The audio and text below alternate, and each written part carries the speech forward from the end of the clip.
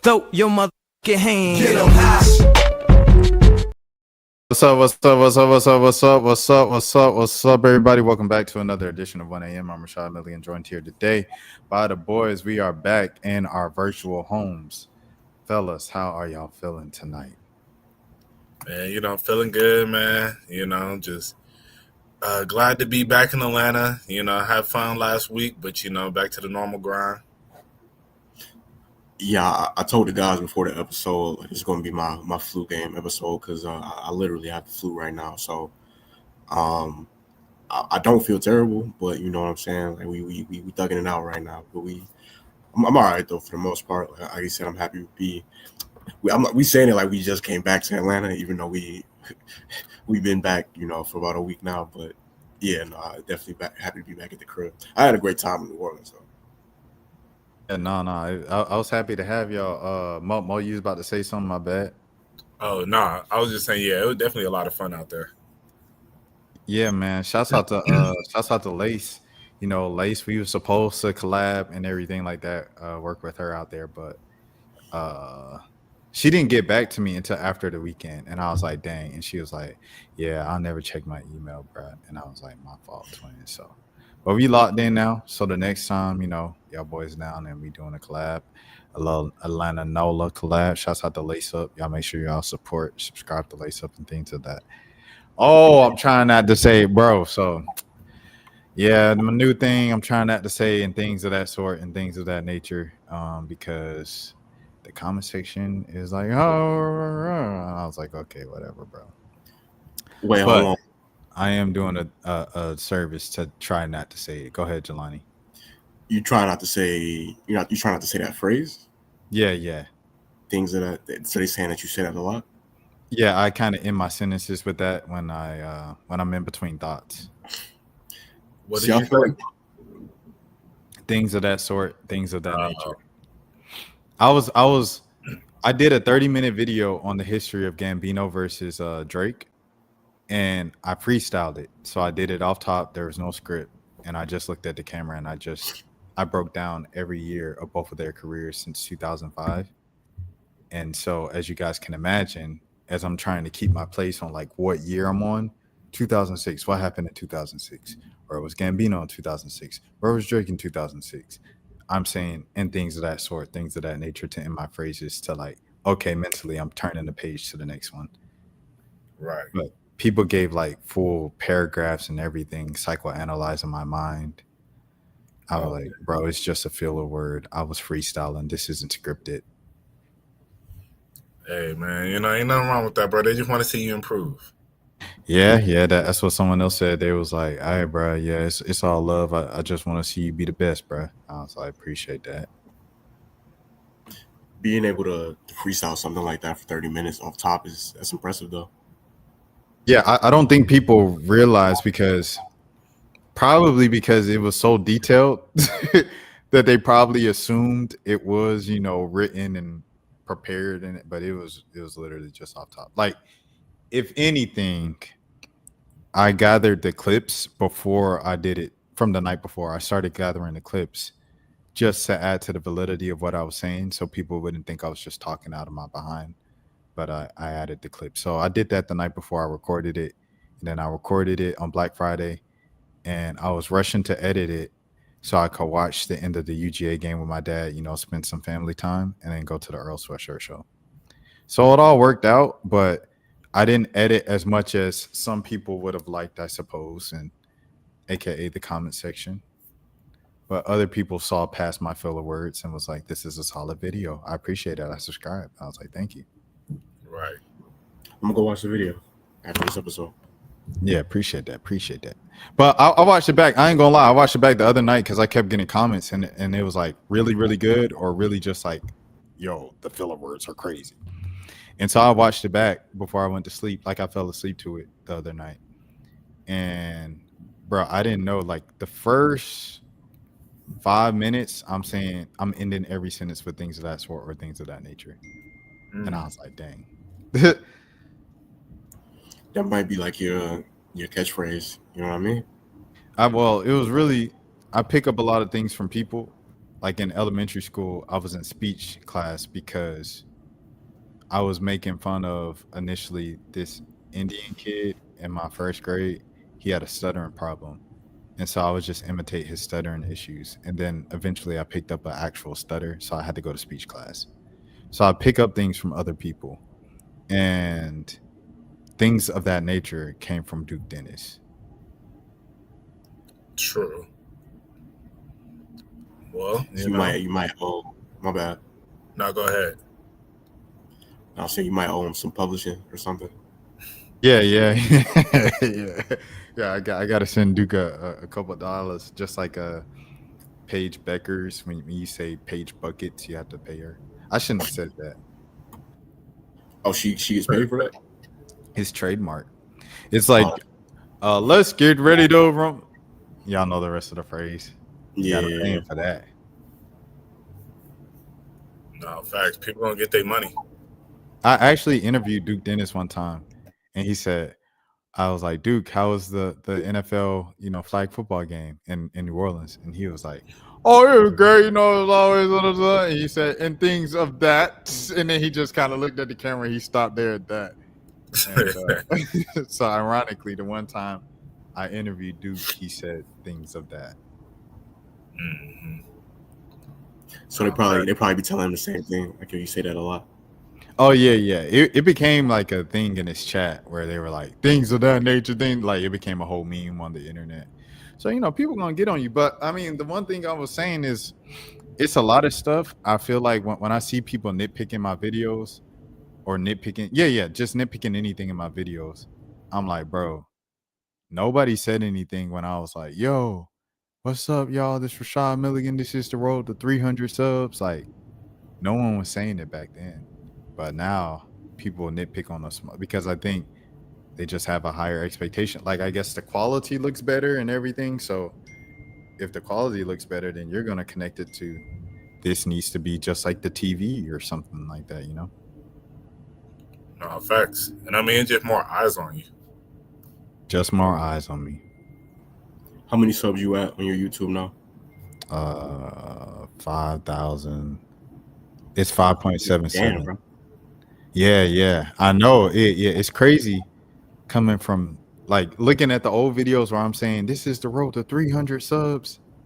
Like, that's wild. Like, I look back at one of those a couple weeks ago, and it didn't even feel real. Like, it felt kind of like a joke, because in the moment, a lot of times when I'm saying these goals, it feels like it takes so long to get there. But now looking back where I started, I'm like, yo, I came a long dang way. Right. What year was this? Like around this time when you was trying to get to 300? It was like the pandemic, so like 2020. That's when I started. That's when I started YouTube for real. Okay. Yeah, I'm not. That just shows like the importance of the consistency, because I know you upload, if not multiple times a day, at least once a day. Yeah, no, 100%. Yeah. So I used to. This is what happened. I had to break down the whole thing. I did consistently for 2020 and 2021. I came back to Atlanta, took my last job. My last job, as y'all know, was super busy. I was on the road all the time. I was always doing stuff, so I didn't have time to upload consistently. So from 2021 to like 2024, I didn't upload consistently. 2025, literally I just started back up YouTube for real in March. So ever since Lent, that's how I started back up. And ever since then, I probably picked up about 1,000 subs from that time. So yeah, it's starting to pick back up steam again. But like you said, it came from the consistency. So even though I started YouTube in 2020, I only been doing YouTube for real for like 2-3 years. Anybody that's aspiring to do like OnlyFans or anything like that, and it's not really popping like that right now, just follow my boy's approach as far as consistency, man. Just try to put out a new scene every day. Mo, is that a good lob for the question of the week?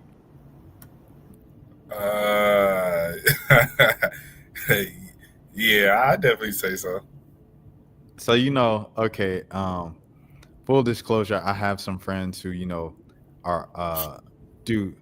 are in SW, like that's the industry they're in, SW, and so I was texting one yesterday, and I literally called Mo in the middle of it, and I was just like, "Yo, I can't believe I really just be texting and then fill in the blank said SWer." And so he was like, "Yeah, man, it's pretty crazy." And we were just kind of going back and forth, and I was like, "I don't know how to respond to this and seem cool." And Mo was just like, "Man, just play, just be like, hey, da da da da da." It was small talk stuff. I said, "Okay, cool." And he said, "Would you do a scene with her if she asked?" So my question to you, Jelani, is if you had one of the top dogs in the game ask you to do a scene, are you doing it? Top dogs in the game is hilarious.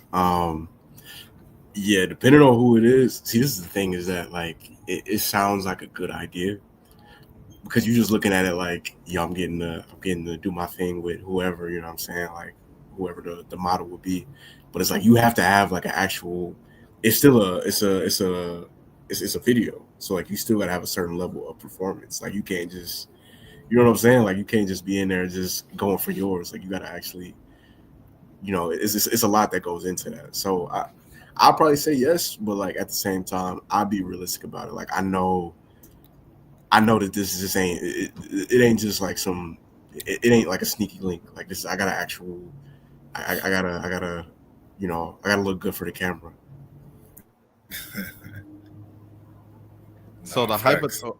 I didn't know if you wanted to go, Mo. I was gonna give him the hypothetical that we came up with as well. Nah, you go ahead. So we came up with the hypothetical, and it was, say it's Violet Myers. Violet Myers, millions of followers on like Twitter. She has like what, 3 million on Twitter, or 2.65 or whatever it is on Twitter. If Violet Myers asks, "What are you doing?" knowing that she has 3 million followers. Yeah, I would say yes. I would just have to put my best meat forward, like hopefully, like I said, I've had some good games, I've had some bad games. I just gotta hope that I step on the court that day and I get my shots up and then go in the basket. You know what I mean? Like that's all you can do. Honey pack, bro.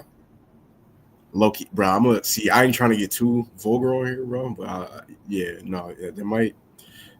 It might do the trick. It might do the trick. It might do the trick.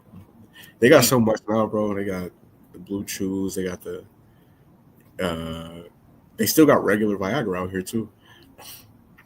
You used the honey pack before? I did it one time. It was okay. It was. I feel like it was mixed results. It wasn't like. I don't feel like it was any like more noticeable than before, but it wasn't. It was cool. Okay. Yeah. That was like a one-time thing though. Shout out to Young Low 1026. Young Low give you on them honey packs. Oh, brother. Oh, jeez. But yeah, man. I definitely Violet. I'm saying no, bro. I'm saying no. 3 million people. All right. Hey. He's trying to quick no. No, I'm not. But yeah, yeah, I'm definitely saying no, bro. 3 million people, that's just too much. Like, there's no way I can hide from that for like the rest of my, like, it's on the internet, it's stamped. If it was someone more low key, underground, whatever, maybe. But even then, I still feel like, for me, I feel like it's a risk. I was talking to Mo about this, about like branding and my public perception and everything, and that would just ruin everything. Yeah, no, facts. Yeah, it's it depends on where you wanna go in life. I think just to be honest, like a scene with Violet Myers is gonna open doors in a lot of ways. It depends on if you want to go that way though, because it's gonna be a lot of people looking to collab. But if that's not the way you looking to go, then your image is just gonna be just kind of a crazy image, But I mean, it ain't the worst. 'Cause I think Violet Myers is such a it'll be such a good look, like in the sense of like people will be like, "Dang, you did a scene with Violet Myers," And it was just like, yeah. But I don't think it would be horrible, as if it was just some random. And I think like I don't know. There's other people that would look worse. I think Violet wouldn't be the worst, but I think for Rashad's brand, his personal brand, it would not be a good look at all. Bro, I got people from like church subscribe. I got people like my Bible study leader like subscribes to my channel. I found out this week, so yeah, that's over with. I'm not even gonna hold you. See, and this is part of it too. Like, it shouldn't be this way, but it is. Like, men that watch those scenes, they be judging the size of the dudes. Like, hey, no. They gonna compare you. He said Red Bull and a few shots of Patron put you in the game. No, that's a fact. No, they're gonna compare you to other guys that she's worked with before, which is, I mean, it's insane. Like, that's a real thing. Have y'all ever read I've done that a couple times. Have you ever read the comment section on? I thought you was about to say, have you ever read the subreddit of the? I was like, subreddit? No, not the subreddit. No, I'm saying, have you ever read the comment section on one of those sites before? Back in my days, yeah, for sure. Bro. Because you have to know, like, I'm a chronically online dude, so it was like, if I'm on WorldStar, right? When I was on WorldStar back in college, what would you do? You watch the video, then you scroll down, you read the comments. If I'm on YouTube, watch a video, scroll down, read the comments. So kind of just out of habit, that's kind of what you do sometimes. It's just like, watch it, scroll down and read the comments. No, the comment section on the sites be so crazy because it'd be dudes like, yo, he ain't cracking her the way I would. Like, bro, what are you doing? Listen, man, so much has to go through your head for you to. I can understand making an account sometimes, because sometimes it's like you have to make an account in order to look at the site. So I can understand making an account for the site, but like actually commenting on a video like that is so crazy to me. It's insane. It's insane. Go ahead, Mo. I was gonna say, yeah, like back in the day, I've definitely seen like some comments, but it'd always be something crazy that just make me just be like, yeah, I'm gonna go away from this. Cause I don't know, people be, as you said, they be saying some wild stuff on there, bro. That's just like, I'm like, bro, you just kind of killed the video. Like, yeah, but hey, everybody teaches on, there's a special breed of people who do that, but you never know who those special breed are, they might be your next door neighbor. Facts. That's the scariest part. It might be your pastor. It might be, you know what I'm saying? It might be your child, your pediatrician, your child's pediatrician. So, right. Have y'all ever? I forget the name of the app where you could do it on. If you upload a profile pic on the hub, you need to be. Yeah, no, that's because why do you want to, bro? Like, like I said, what goes to your head? Like, why is that? Why are you treating this like it's a real social network? You know what I mean? The little car selfie with the sunglasses. Yeah, that's crazy. Well, have y'all ever? I forget what the name of the app is, but they got the app where you could look and see how many like registered sex offenders live in your area. Have you ever done that before? I've never looked. Yeah, I did that one time, and it's actually kind of crazy. Like how many people are just. I mean, that they exist, but it's like to actually see like how many people are registered sex offenders is kind of crazy. Now, I looked one time. I can't remember what area I was in. I don't think it was where I'm at currently, but yeah, it's an astounding amount. But I will say, not to get people like any bail, but to become a sex offender, you have to. It's like SO. An SO. It is so many different. It's so many things that fit under that criteria.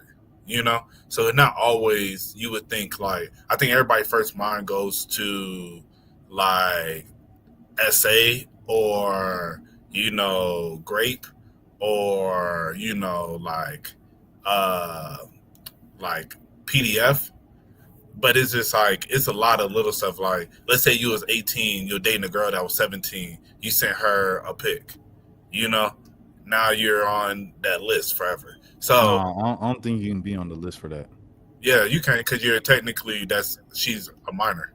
But actually in Georgia, I think. Yeah. Not in some states. Yeah. Yeah, so it depends on the state and the criteria, you know. So like, let's say you're a junior, I mean, you're a senior in high school dating a sophomore, which ain't crazy, you know, but that's just like, and your girlfriend is a certain age or whatever, and you know, it'd be like stuff like that.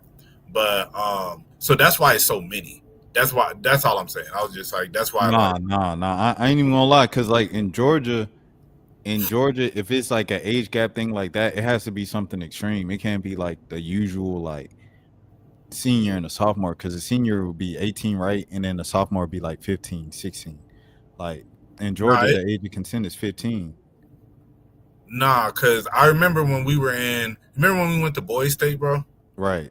Do you remember that like they had somebody come up there and they had a class or like at one of the seminars, and it was talking about it, like if you send like an underage girl or you have an underage girl's like nudes or something, then you're going like, and you get caught with it, like let's say her mom finds out that she was sending it or whatever, and like they want to report you, like you, like that's how that goes.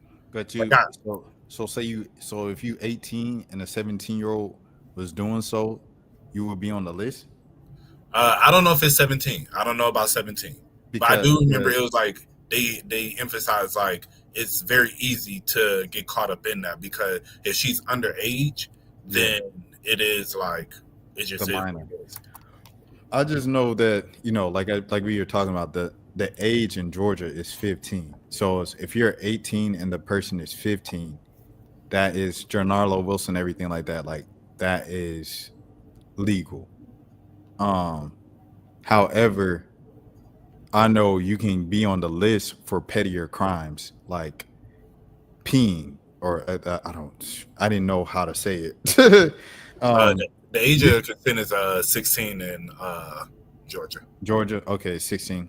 But using the restroom in public, if a cop sees you using the restroom in public as a man, you can get on the list.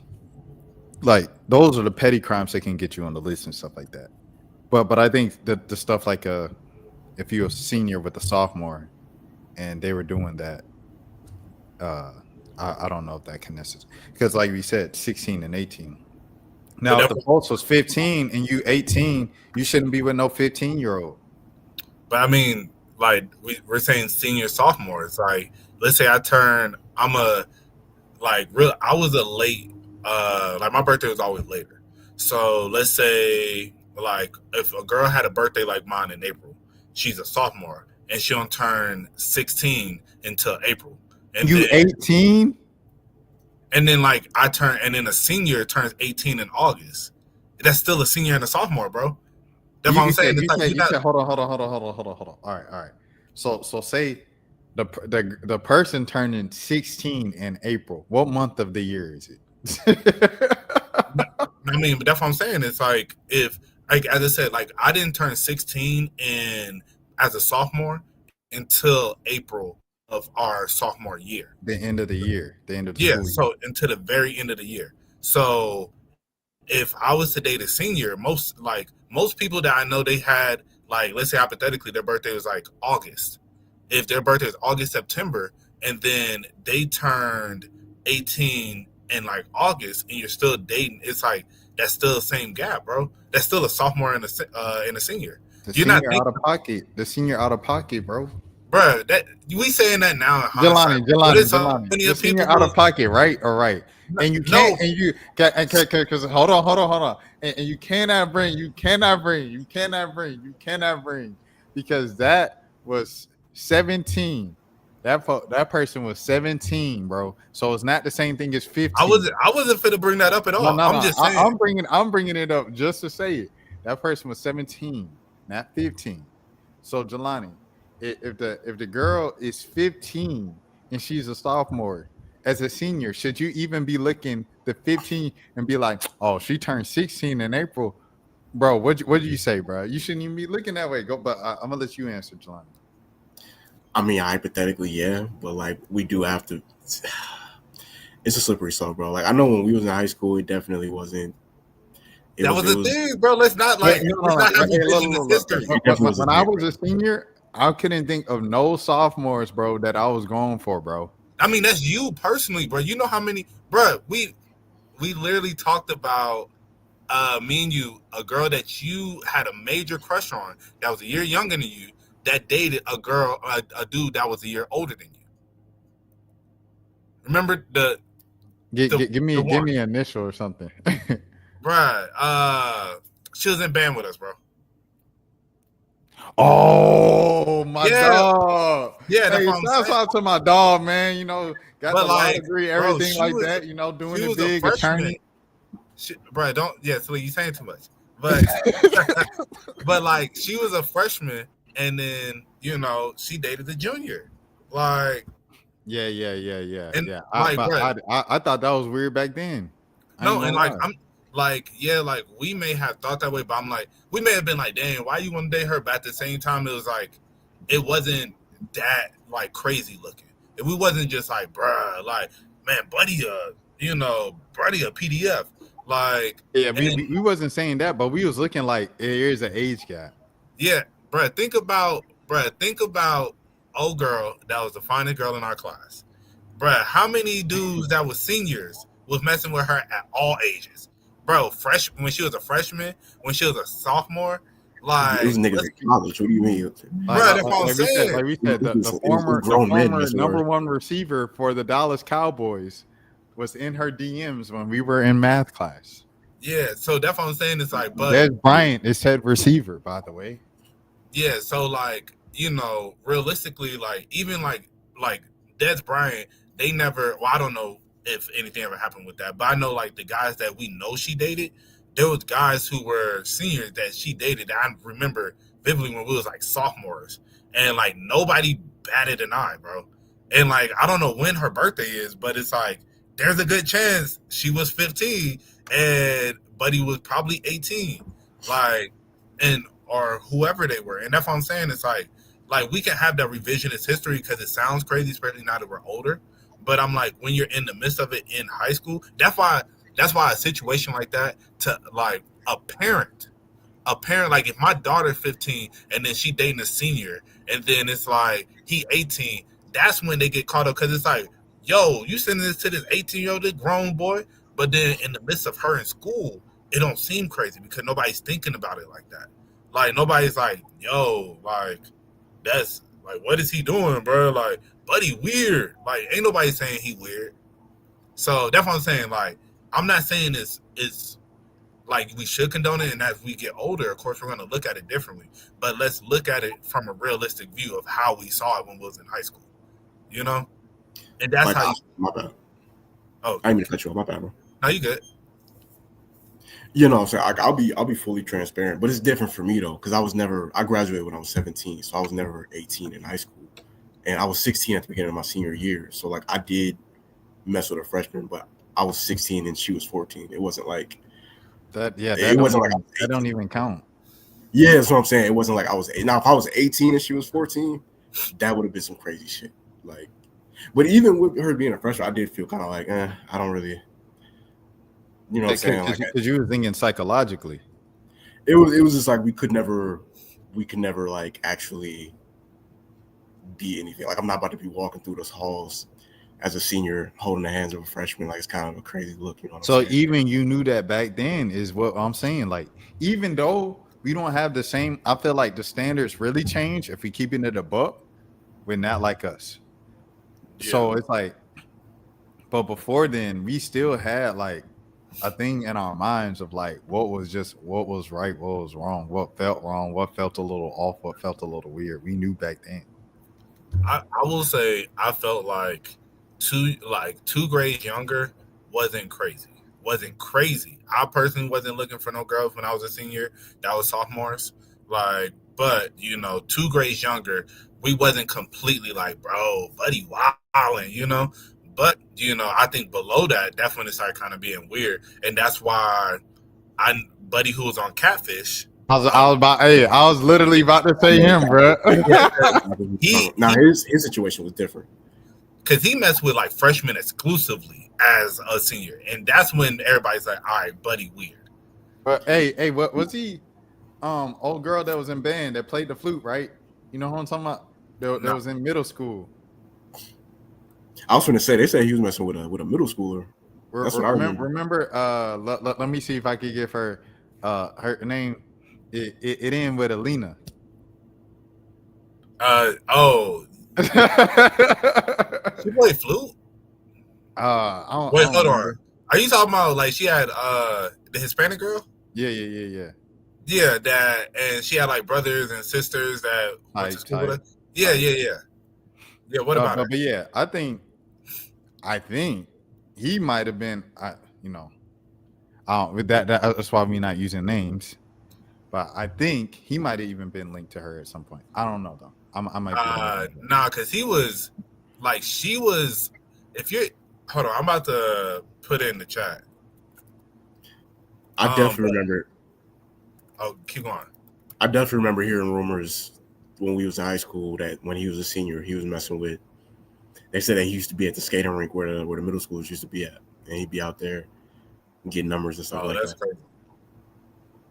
Yeah, so I didn't know the full extent of what he had going on. But the girl that you talking about, Rashad, she was in 8th grade when we were seniors. So, okay. Yeah, but there was somebody. I actually was finna bring that up with that. Yeah. There was somebody who was kind of linked to her, like, because I was close with her. I was close with her family. But there was somebody within our friend group that was kind of linked to her during that time. That was, yeah. Oh, the dude that was our homeboy.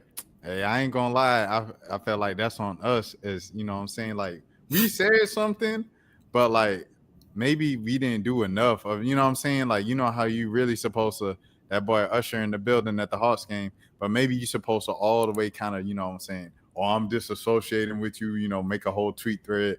Hey, I no longer affiliate with that name.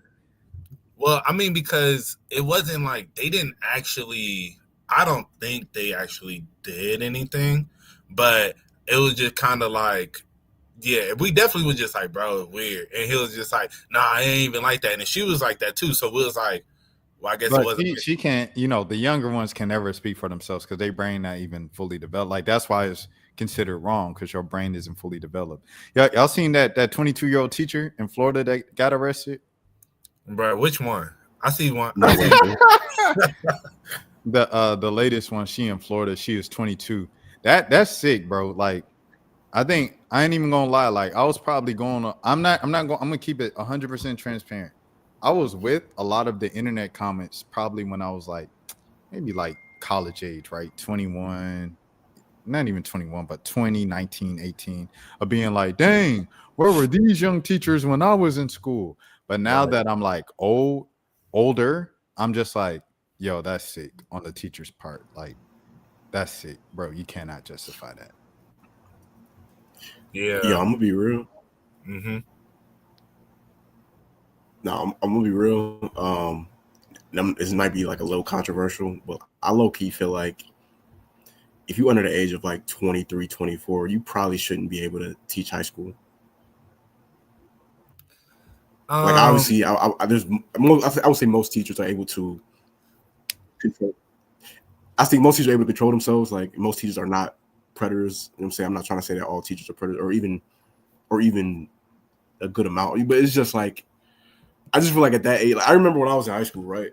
My senior year, I had to go back. I had to take in order to graduate on time, I had to take a freshman science class. Like, just a class I failed in 9th grade. I had to take it over or whatever.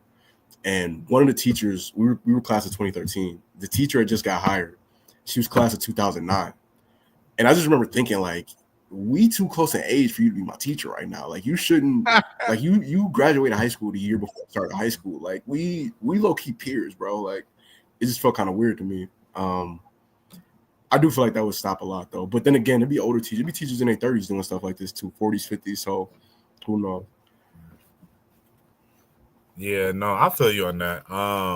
It definitely be I don't know if necessarily I kind of agree. I do be feeling like sometimes they do be a little young. But I don't know. It's a weird thing, and I feel like 'cause there are some people who know how to control themselves and they can they develop into great teachers. They can really relate with the kids because of the closeness in the age. But then there are a lot of teachers that are like this that are crazy, you know, that I don't know why, because there's so many, and I don't know, maybe because there's more phones these days, you know, maybe these kids just look more grown, so that's why these teachers be wanting to try these kids up these days. I don't know, but yeah, I see so many stories like this all the time, and it'd be crazy because all the Your audio age, cut out. Okay, you came back. but I was saying, yeah, she's a cute girl, so it's like you could find somebody your age, you know, like you, but I don't know. I don't know what the parents mean, these kids mean, not kids, but what the teacher be thinking, man. I had a very red pill response to that. Okay. All right, so I think Let's since hear I it. put out the disclaimer that the take is red pill should cover me a bit. I don't know if it works like that. That's like being like, yo, I'm about to say something racist. And then you say it. Like, I don't know if All right, bro. that gives you cover. Well, Father, forgive me, first of all. And this is like, I got a podcast mic in front of me. We on a podcast. Like, this is, I'm literally the meme that people talk about. You a grown man on a podcast talking about women. All right. All right. I'm going to say it. I'm going to just say, since we potting. I think you said, Mo, how could a woman that, you know what I'm saying, is cute and has people her age attracted to her resort to her students and like catering to her students and things of that sort inappropriately? I said things of that sort just now. I think a part of it is just like the woman's need to fulfill the male gaze. That's not every woman, not generalizing women, but there's some women who love the validation. They love the feeling of knowing that they are, you know, someone looks up to them like this and they're just like the greatest thing in the world to them. She knows that she's viewed as the hot teacher by said student. And he probably shoots his shot and says something flirty every day. And just like, if you remember, there was a situation after we were in high school where this one dude was thirsting over one of our classmates. She wasn't in our class. She was a year younger than us. Y'all remember this? And he was always thirsting over her. And then so one time on Snapchat, as a quote unquote joke, she sent him something that was just 1 second, so it will disappear. And he'd be like, oh no, it's gone forever. And dude that thirsted over her as a joke on social media all the time screenshotted it, and the picture went everywhere among our community. Now, do you know what I'm talking about? No. Yeah, I was there. I told you I was there when it got sent. Oh, I literally was right there. So you guys remember it now. She did that, whether or not it was a joke or not, because she knew at the time how desperate and how much he wanted her. And some women, they love the attention of knowing that a dude will worship in the ground they walk on and kiss the ground they walk on and just look up to them as his holier than thou figure. And so they kind of just relish in that. And they play into it a little too much. And sometimes you can get lost in the sauce. And I think that's why a teacher like this, who, like you said, a lot of 22-year-olds and up will find attractive, would cater to the little 13-year-old boy in a class that's always like, Miss Rodriguez, you're so hot, Miss Rodriguez, whatever the case might be, right? Oh, that was it. That was it. No, I mean, I don't think you're far off with that thought, because I mean, as you said, I think it is probably the kid probably, as you said, like, is thirsting over her. She feels, you know, and probably, you know, a lot of these girls probably in, I don't know what towns they be in. You know, you might be and come from like abusive relationships or, you know, toxic relationships. So any type of attention, you know, it gets misconstrued, and now you got this young kid giving you attention that that maybe like, you know, an ex wasn't really giving you, and they're showing appreciation for you, stuff like that. So that's maybe where it comes from.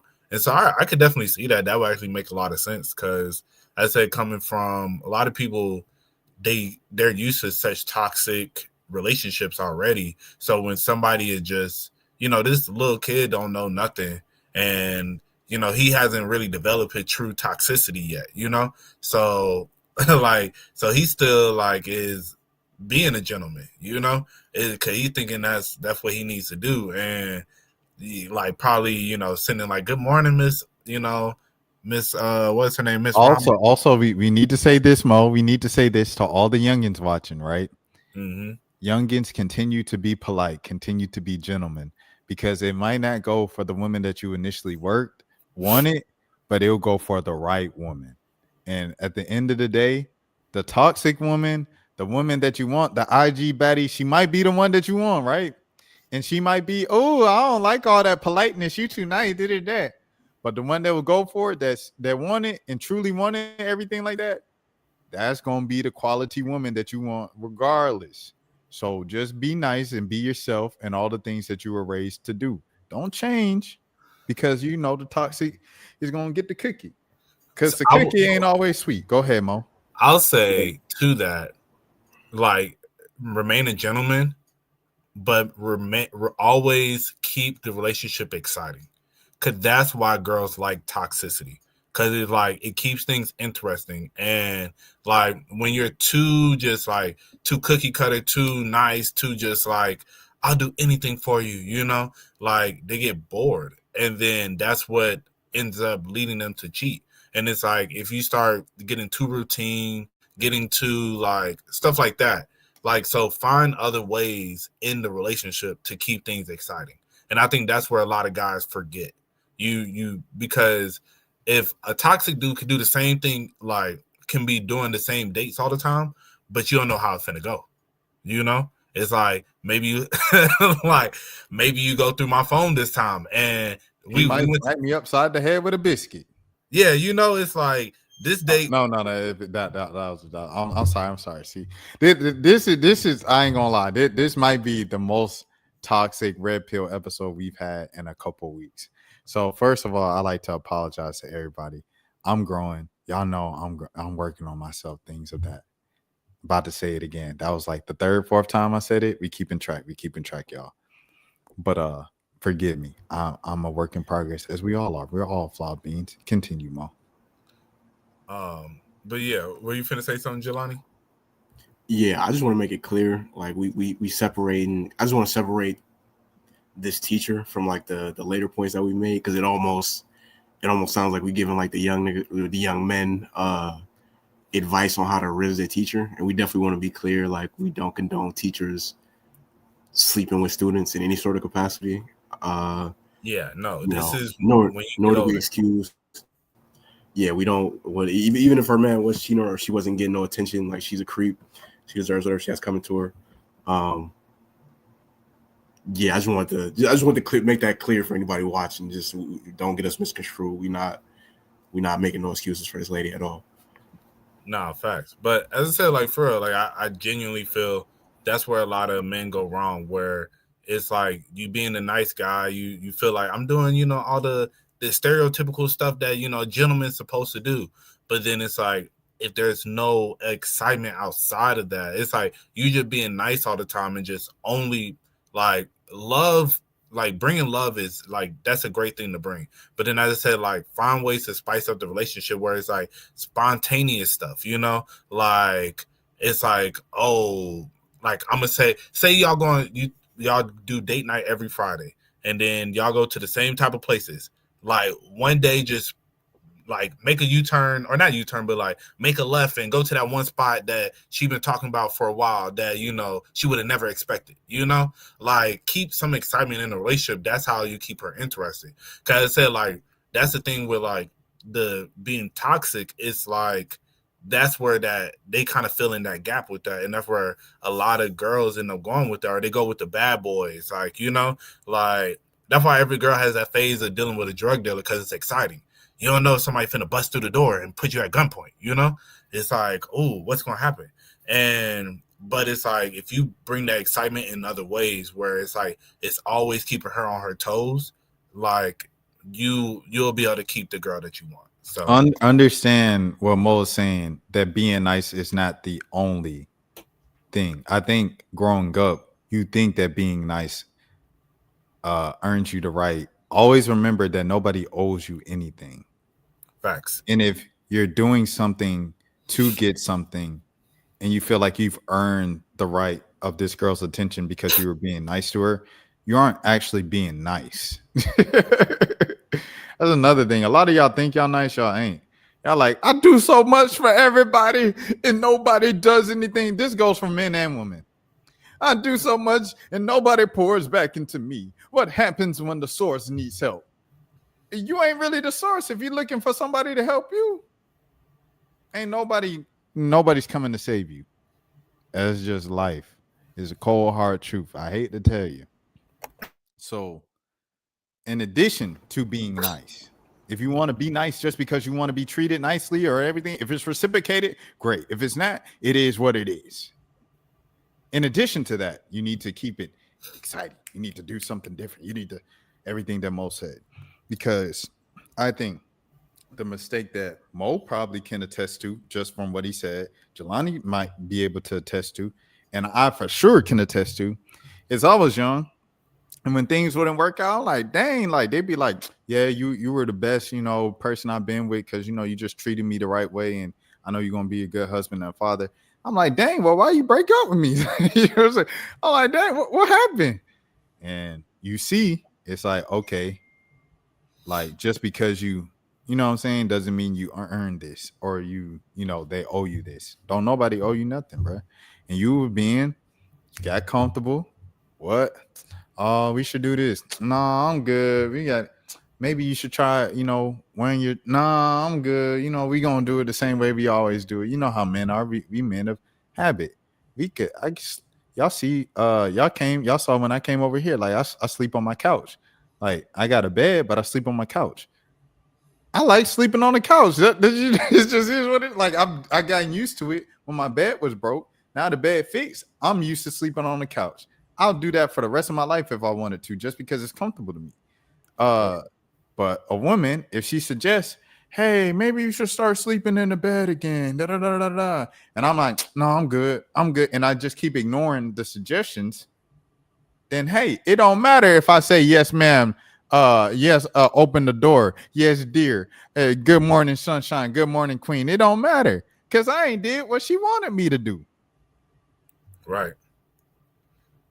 And it's not always about you doing what she wants you to do. It's like as I said, finding that compromise at times, because I think as I said, like I think as men, sometimes, especially when you're younger, and I think this is something that like some people realize this, some people don't, but I think you realize over time that in a relationship, it's like I don't know, when you get so comfortable, and it's like until you're married, but even then, it's like the relationship ain't never like fully safe, and you think like, well, she ain't finna leave me, like, it ain't gonna be nothing as little as like I don't want to sleep in the bed, but then it's like it'd be the little stuff that just adds up over time, and then it's just like that you not want to sleep in the bed might be that final straw that is just like, I can't do this no more, like, and now you sitting there like, wait, what? I thought we was good, but as I said, like even once you're married,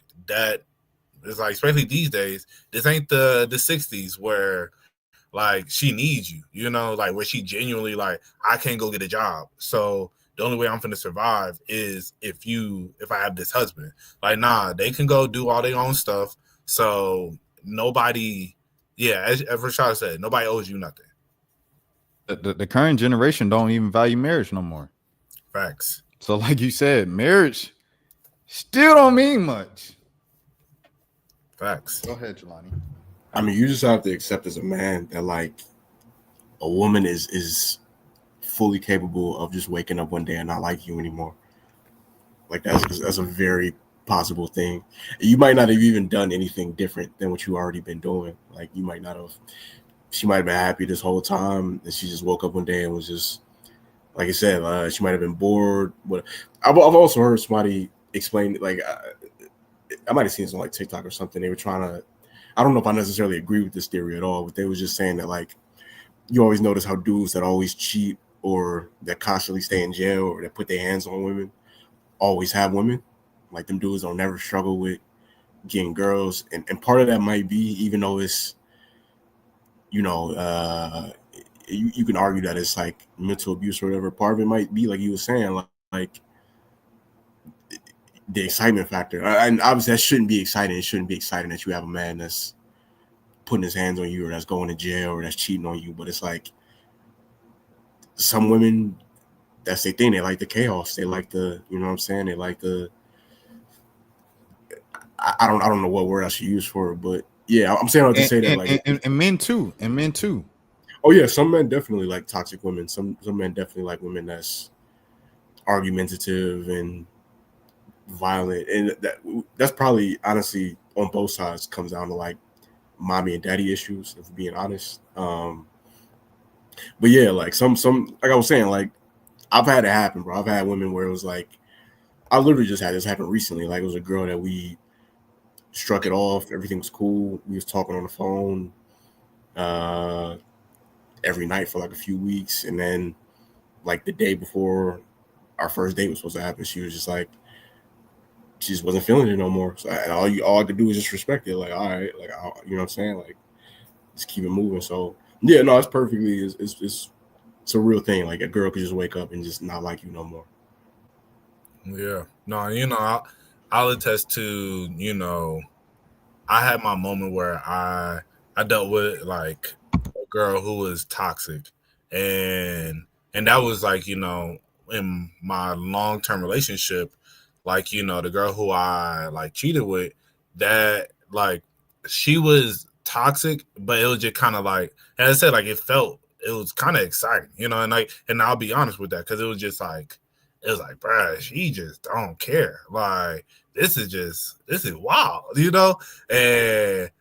it was just like, she'll do like little stuff and then just be like, wow, this is different, because I'm so used to dealing with good girls, so it was something different. But then I like ultimately, then I was like, all right, this isn't where, even after me and my ex broke up, I was like, yeah, it's like this was too much, and the girl, like, and I think she realized that. Like, I remember during that time we had ended up hooking up in a place where we shouldn't have. And then like it ended up costing me my job, and I don't know if I ever told this story, but yeah, like I don't talk about it much, but it was crazy. Yeah, I was about to say I never I mean, if you want to talk about it off camera, we can, but yeah, I never knew that. I mean, it is what it is. Like yeah, I was at work, it was after work. I was like about to leave. She was like, I was like, yo, I gotta go to the bathroom real quick. She was like, oh, me too. She ended up following me into the men's room, and then we ended up like hooking up in there. And then, but where things went left was like the security came in, and so security comes in, right? But it's like we already done and everything. So, and then like when he just like, yo, like you can't be in here, like telling the girl was just like, why you care about your job so much? Like, oh my gosh, bro. Oh, dog, I was such like, it is so like, he's just like, yo, you gotta just come out. And then she just like really like just egging it on and doing the most. And so I was like washing my hands, and I was like, oh, all right, let me get up out of here so I could try and diffuse this. And then as I'm walking out, like they're kind of like yelling at each other, and then he's like, okay, I bet, slams the door to the security room. So as I said, we're at my job. We're at our job. We work together. And I'm like, and then I remember as we were walking out, I was just like, and so now I'm like, my mind is going everywhere. I'm like, bro, this can't be real. And I was just like, yo, why would you do that? Like, I remember saying that to her. I was like, why would you do that? And she was like, I don't know. I guess my tongue gets a little spicy, but you like this spicy tongue, huh? I was like, oh my no, god! when she said that, I was like, this can't be real right now, bro. She did not just really like what the, and I was like, no, like, bro, we work here, like, and I was just so turned off from that moment. I was like, yeah, so like this is too much. But it's like, shoot, this is what I got myself into. I got myself into the toxic stuff, when dealing with girl. It was exciting up to this point, where it was just like she always liked to push the boundary just a little bit, and we're not, just a little bit, and then I'll be like, all right, I kind of, all right, whatever. But this was like the final straw where I was like, all right, this is too much. This is just way too much. Wait, was this at the 4-letter restaurant? No. Okay. Nah, yeah. Oh boy. That was this was right before that. And it was crazy. The day that happened, the day that, because then like security told the people, and then like the next day I got suspended, and then they were like, we're gonna let you know what we're gonna do from there. Because it was like the place was owned by a bigger corporation.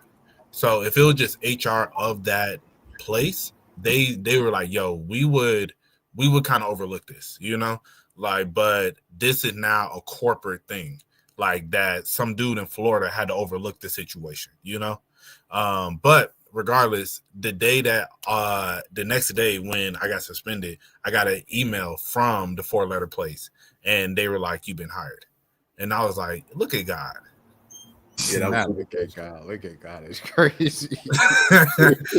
Not for real, bro. Because the place I was working at that time, bro, when I did all this, it was just so like, that was like the most toxic just work environment I ever worked in, bro. Like, it sounds like it. Yeah, because it's like, bro, everybody knew, like at the time, everybody knew I had a girl, but then everybody knew that me and this girl was like doing our thing. And it was even to the point where like another dude tried to talk to her, and then they were like, yo, that's Maurice's girl. And I'm like, I was like, fam, like, I can't be talking like that. Yeah, I was like, bro, like I know, like if she want to go do that, But yeah, it was just crazy. It was crazy. But bro, like I knew, like they'll find like bags of cocaine in like the little closet area and stuff. It'll just be madness, bro. It was fun. It was very fun working there. And like I'm still friends with some of the people who I worked there with, but it's just like being there, wild place. But moral of the story is, like you follow into the toxic stuff, and it can be exciting at times until it gets to a point. So yeah, I get it.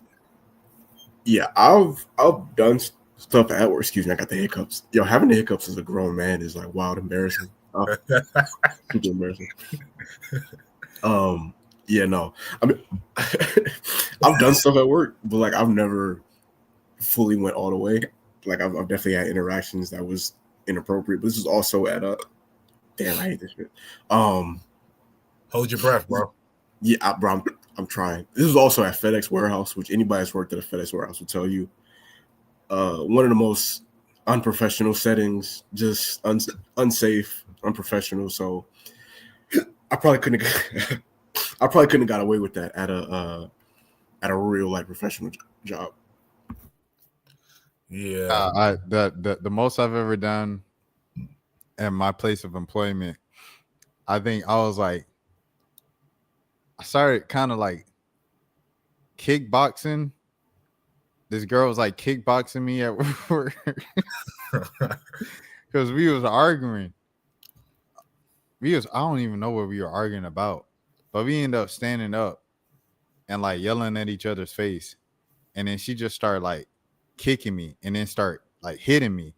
And then I'm like blocking the punches and the kicks. And so like we kind of all out low key fighting right now in the office. And that was probably the craziest thing that I've done in the place of work. Yeah, that is pretty wild. That almost sent you to jail. Man, what? Was y'all like really going hard on each other? Yeah, for yeah. Yeah, for a few seconds, I say probably about 15, 30 seconds. Yeah, it was like a real tight. I wouldn't say fight, but like, nah, it got pretty crazy. I ain't gonna lie. It was like real, blocking. Yeah. I just have so many questions about how it got to that point. Like, I don't know, bro. I don't know. Like most said, it was a toxic work environment. Like it was fun. It was the most fun I've ever had at work, but it was definitely the most toxic. Like I think you need to be bored at work. If you're not a little bored at work, it might be a problem, bro. Yeah, because all the jobs that I had the most fun at, I ain't gonna lie yet, the craziest places to work, bro. Like, and especially with serving. So it's just like, yeah. I remember those like when I used to work at this one place in Sandy Springs. It was like right after COVID. Like I was working there right before COVID, and then once COVID like kind of wore off a little bit, we like got back to it.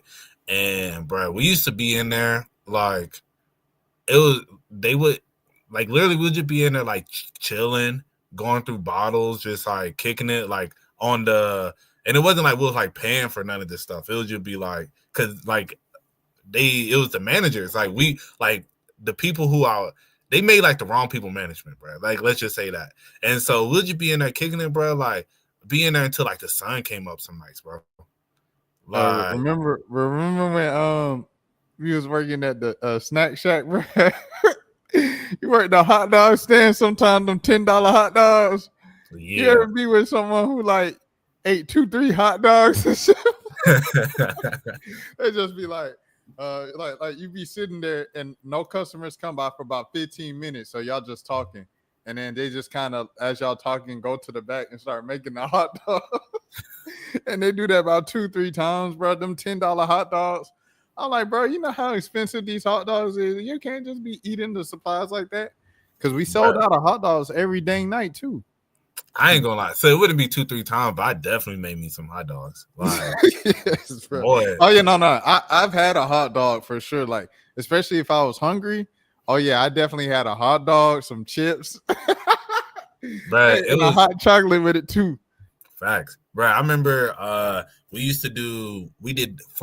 was like one summer they did sandwiches. And so it was like ham and cheese, turkey and cheese, stuff like that. And then we also made grilled cheeses. And then so the grilled cheese, bro, we had to literally sit there and like melt the cheese on the buns and like toast them. Like, bro, it used to be crazy, bro. The lines used to be dummy long, because it's like making a grilled cheese ain't like a quick process, man.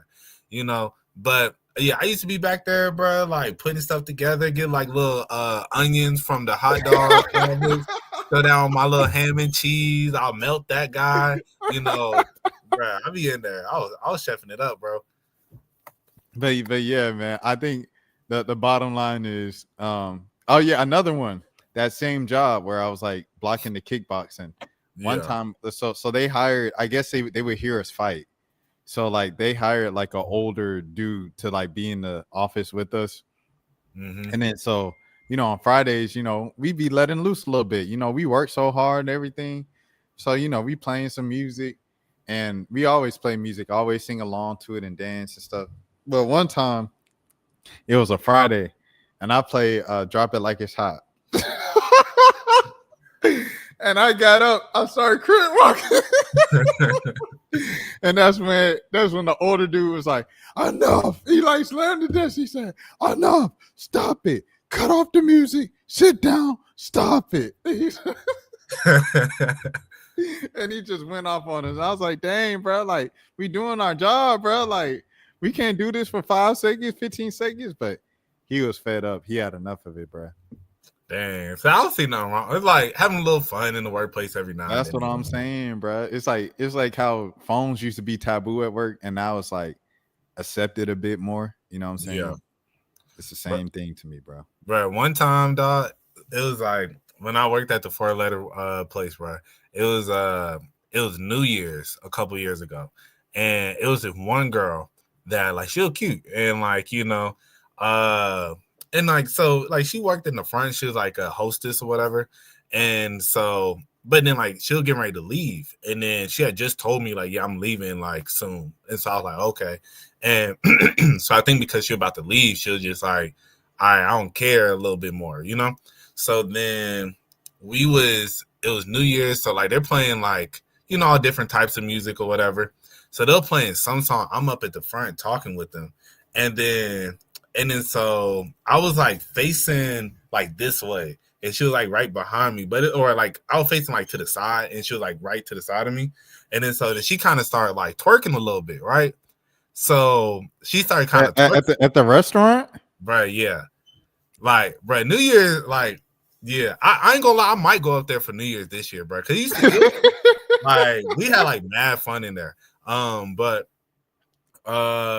yeah, but so she kind of like twerking a little bit, and then so as I said, I started kind of feeling the vibes from her, like, you know, the days leading up. And then she started twerking, so I'm like, well, shoot, I turned and try to catch it.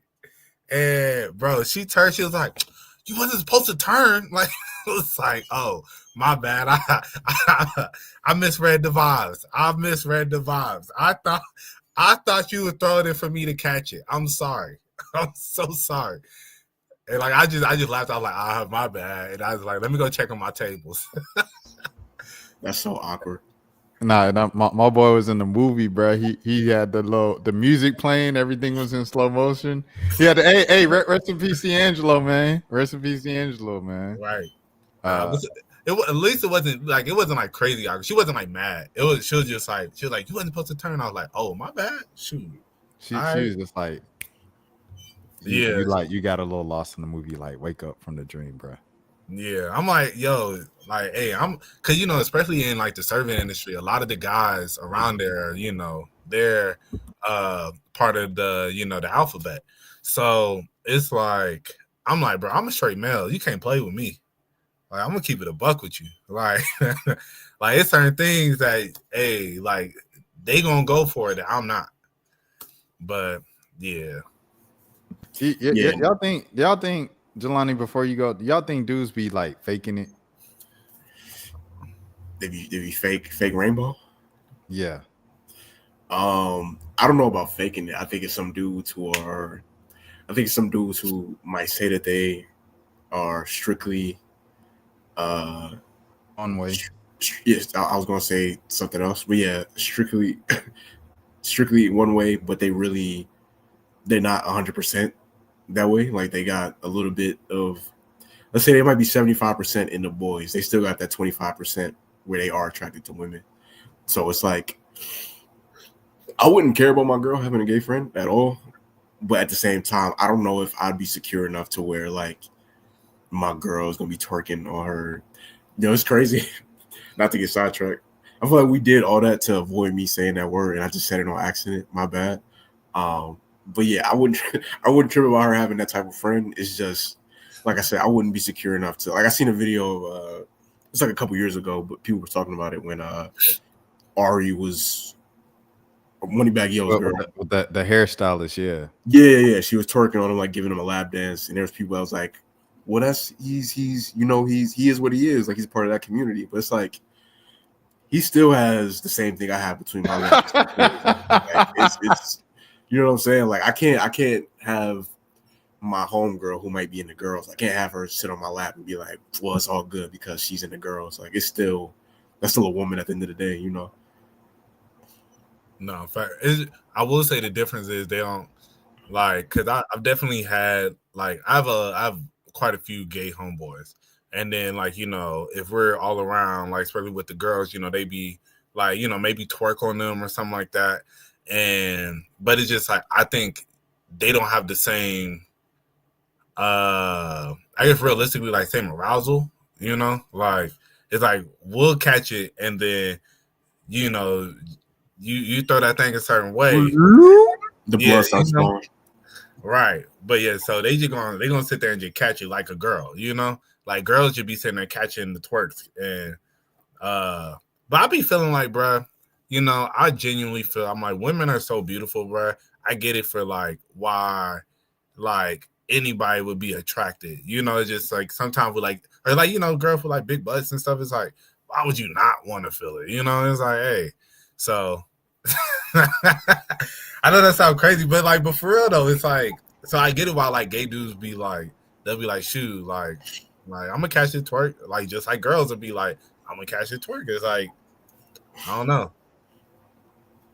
Yeah, I think that's part of why it's like more like, for example, like you'll be at the club and you might see like two girls kissing and you're not gonna think nothing of it. It's just like normal late night stuff that happens. But like if you was in a club and you seen two dudes kissing, I'm not saying you'd be homophobic about it, but you might be like, yo, like what they got going on over there? Like what's, you know, because it's like women are so attractive, we don't even look at that as being weird when like two girls kiss each other. It's like, oh, I get that, I understand why that happened. You know what I'm saying? Like it's definitely a double standard when it comes to stuff like that. Right. This was the video that made me think of this yesterday that I saw for the first time. This is Jordan Lucas, and I forgot the dude's name, but he is, you know, a member of the community, allegedly. Yeah, and they hugged up like this and talking about, oh, we in love, this and snuggled up. And I'm just like,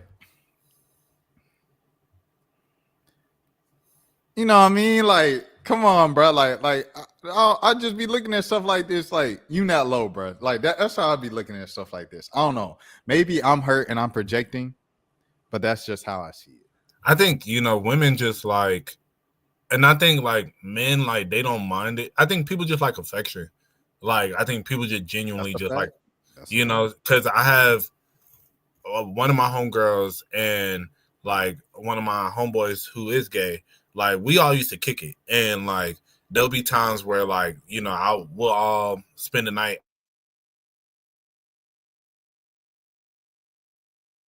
I would sleep on the floor, and then they would sleep in the bed, and then I know like the girls sometimes would be like, you want to cuddle tonight?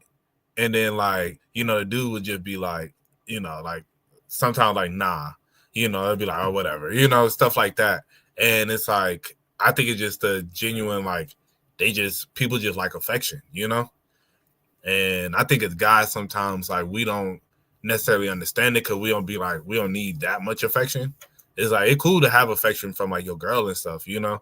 Like I'm all for, you know, Little Spoon and all that, but it's like, that's with your girl that you locked in with, you know? It's like, I don't need that just from like anybody. And I think girls more are so used to that and more want that. And then, you know, I think sometimes with, you know, gay men, that's how they be feeling as well. It's just like that, you know, that contact. It's like, why not? You know, it's like, this ain't gonna change nothing about our relationship.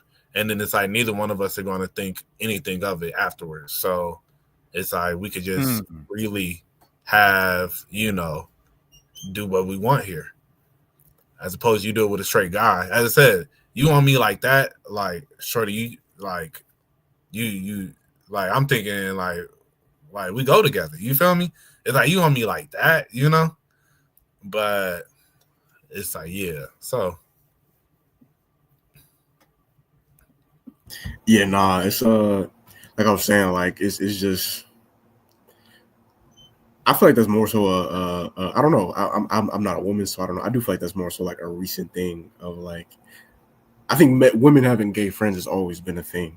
That's been a thing for a long time. But like the videos of like women twerking and like giving lap dances to that gay to that gay homeboy, I feel like that's kind of like maybe like the last 10 years when we start to see those videos of like women doing that. But on the flip side, it's probably some dudes is 100% into men, and that's just their thing, and they could get a lap dance from a fine, beautiful woman and feel nothing. It's just they homegirl dancing. Like it is what it is. Like, so to answer your question that you originally asked, like, are some dudes faking? I'm sure that, I don't know if faking is the right word, because that's, you got to think of like how much effort goes into that, of like and how much scrutiny you take from like society. Yeah, exactly. And that's just for the chance of like being some fine girl's gay homie. You know what I'm saying? Like it ain't even guaranteed that you're gonna find a fine homegirl. You know what I'm saying? So like,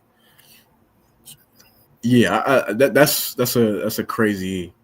If there are guys faking that, that's absolutely insane. Like that's beyond insane right there. Yeah, no, I mean, I think it's just those things where like men be a little bit bisexual, you know, and so they be kind of like, I am this, but it's still, as you said, that like 25% still like, I do kind of like this too, still too, you know, because a lot of realistically, as I said, like a lot of my homeboys who are gay, they talk about how they had girlfriends like all throughout like high school, you know.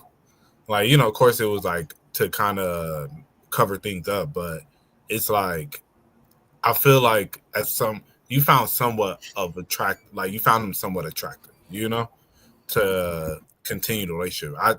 At least some of them kind of said they did, you know. I don't know if every man is like that. I can't speak for every person of that community.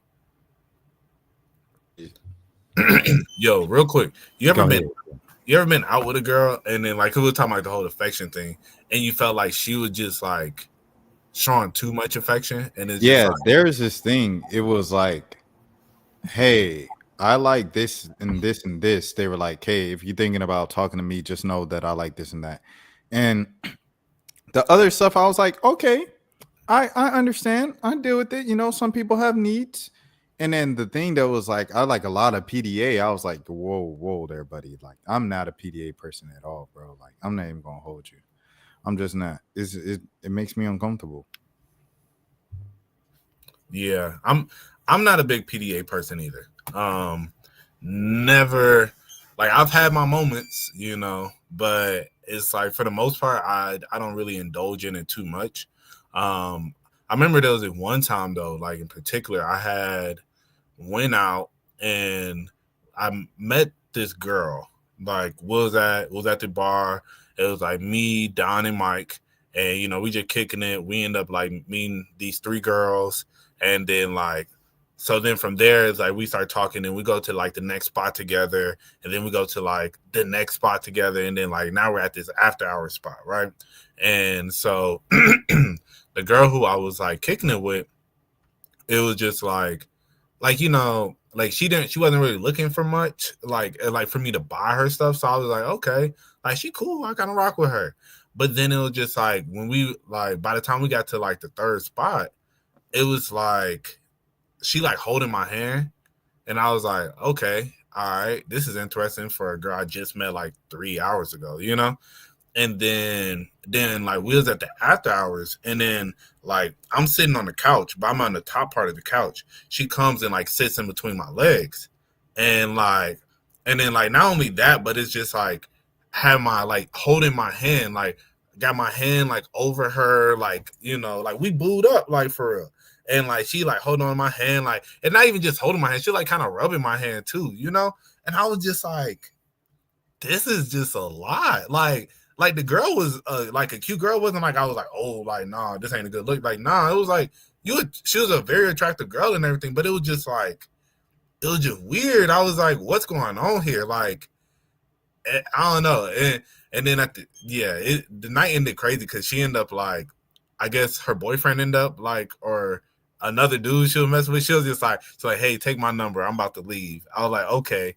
And then like she left. And then as she left, like I saw her and this other dude walking. And so she like, did all that and left with somebody else? Bro, that's why I was just like, nah, bro.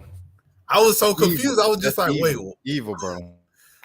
Bro, like, and then it was funny because then we go to like it's like 6 a.m. We at the Waffle House, the one downtown by like Georgia State. Actually, is it by Georgia? Yeah, I think Georgia Tech or Georgia State. I think they just closed on it too. I think it was actually by Tech, and but it's like one of the like walk-up ones, you know. So is okay. I'm sorry. I'm getting caught up on specifics now because now I want to know, like, because I know the walk-up one. There's a walk-up one at the Ferris wheel downtown. I don't. Nah, it wasn't that. It wasn't. We were downtown. We were by the underground. So, okay. I don't remember exactly where we were, but I know it was a walk-up one. It was one that I remember like I've been to it before, but it's been so many years.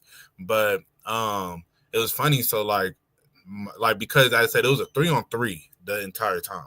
So then as they were leaving, like so then like Don comes up to me and just like, yo, like they finna go to Waffle House. You trying to go to Waffle House with them? So I'm like, okay. Like I'm thinking like me and my shorty kind of just like we just exchanged numbers. This was it, you know? And then I see her walking with old dude after he asked me if we're going to Waffle House. So I was like, okay, bet, let's go. But I was like, so now I see that, I was like, well, all right, I guess, you know, I'm gonna play it cool, you know? I'm like, clearly I was just a dude for the night, you know, like whatever. And so we get there, and then so like I was like in the car chilling at first. And then I was like waiting, and I was like, all right, I'm gonna get out in a second. This man Don, when he walked up to old girl, he was like, he see old girl with Buddy and was just like, yo, what you doing? You was just with my mans. Bro. So like as I said, I was in the car at the time, so I didn't know. So then he walks back to the car and he's like, bruh, yo, I just checked Shorty, bruh, because she over here with old dude. Like, I'm like, yo, you was just with my mans. I was like, bro, you did not. And he's like, yeah, bro. Like, he ain't finna do my mans like that. I was like, no, bro, no. Bro said he was ready to fifth wheel playing P at the Right. Waffle House, eat his waffles in silence. Like, what happened to your girl? Man, I don't know, you know, but hey, I just met her tonight, so I ain't tripping too. He was gonna play cool, and Don blew it up. Bruh, so then like once I got out the car, so eventually I get out the car because I'm gonna order some food, and so I see her with Buddy, and then it was just like a little. So they went to Waffle House afterwards, bro. This happened at Waffle House. Oh, so yeah, so y'all went to Waffle House, and that's when she got the dude number. No, she didn't get dude number. She was like walked out. I think that was like her dude. I was just aside for the night. And then because like, yeah. So it wasn't like she like she went and got another dude number. No, she got my number. Like we kicked it the whole night. She got my number. Went back home. Yes. Yeah. Yeah, that's why I was just like, bro, what is going on?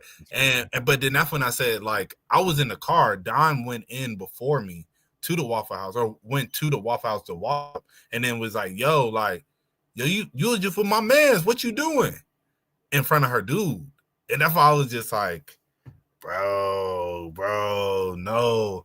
And yeah, I got out the car, and then like I was just like, I was playing it off like I was like, what's up, y'all? You know, like, but then I ultimately fumbled, like, cause he did that. But then, like, at this point, you know, we've been pretty lit. We've been, you know, on the vibes all day. So I'm cracking jokes. And then I had made some joke. I can't even remember what I said, but I made some joke about the situation. But I didn't realize her and dude was right behind me. And I remember when I said it, I saw like Don's face was just like, bro, like yo. And then like I turned around and they were like looking at me, and then I was just like, all right. I was like, okay, yeah, that's dead. I was like, I'm not even gonna use the number now. You got it. Like this is dead. But yeah, so yeah, that was moral of the story is Shorty showed way too much affection. See, this is one where I gotta disagree with you guys, because I'm a big fan of PDA. I'm not even gonna lie to you. But it also depends on like where we at too, though. Like, cause I've definitely, if we like outside of a bar, like late night or something like that, I feel like anything goes. You know what I'm saying? Like, you see me, or not even me, like you see somebody making out with somebody outside of a bar, like 2 a.m. I feel like you should mind your business, keep it moving. You know what I'm saying? Like, but at the same time, if you somewhere where kids is at or something like that, and y'all rubbing all over each other, then it's like, okay, bro, y'all doing too much right now. Like, this is kind of wild. Like, if you at the pool and there's kids there, and you laid up with your girl, and she got the cheeks out, and you rubbing the cheeks and all, it's like, bro, this ain't the time and place for that. You know what I'm saying? But if we at a party, or even in the situation he was talking about, like going to a restaurant or something like that, and it's like Waffle House, it's 2 in the morning. Like, yeah, I'm you know, I'm definitely with that. But I'm also, I'll be the first to tell you, like, I'm a light skinned Scorpio, and I fall in love with women within like the first 36 hours of meeting them. So I wouldn't advise everybody to follow my guidelines when it comes to how I deal with women. But yeah, I'm definitely a big fan of PDA. Not gonna lie to you. All right, so here's the thing, right? It is like my story is kind of similar to most, but it's not at the same time. It was like the last person I've really liked, like actually liked, was all the way in June. When I met them, and I was out of town and things, I was about to say things of that sort. I was out of town, and so I invited someone to come out of town, just to be out there with me because I didn't want to go by myself, dolo, everything. So they said, okay, cool, I'll come out with you. We were just on some, hey, this is just friends, this is just homies type thing. Like I set the boundaries, like this is what it is. Woo woo. So they like, okay, they kind of fell in line with the little guidelines I kind of set. So they go off, do their thing out when we out of town and in the town. I go off, do my thing. When I go off, do my thing, I link up, I meet this dude, and then we meet these girls, and we run a 2-on-2. So it's a 2-man. So like, you know what I'm saying? We lit the whole day. Next day, old girl decides she want to tag along, home girl. And boy, man, what? I mean, on my body, like on my body, dog, like on my arm, on my doing this, and they asking, oh, y'all know each other? She go, yeah, this my friend, but she touched my chest when she say it. I'm just like, oh my goodness, dog. Like I'm trying to like keep my distance from her. Every time I like back up a couple steps, she back up a couple steps. She always in my vicinity. And then the girl that I really actually liked was right there, like, and she was kind of by herself looking. And then the other girl was talking to my homeboy, or the dude I just met. We all, just stranger friends out here, a stranger group. So, my dude, he come up to me and he like, yo, like, homegirl looking like, what happened? Like, where this girl come from? And I'm like, bruh, trust, it ain't nothing like that. This my homegirl. I don't know why but homegirl would not get off of me, bro. The whole time she was just blocking, just playing defense, setting screens, everything, bro. Like, so because of that, that's another reason why I hate PDA, because you're making a block hot. You blocking my other opportunities for potential blessings out here.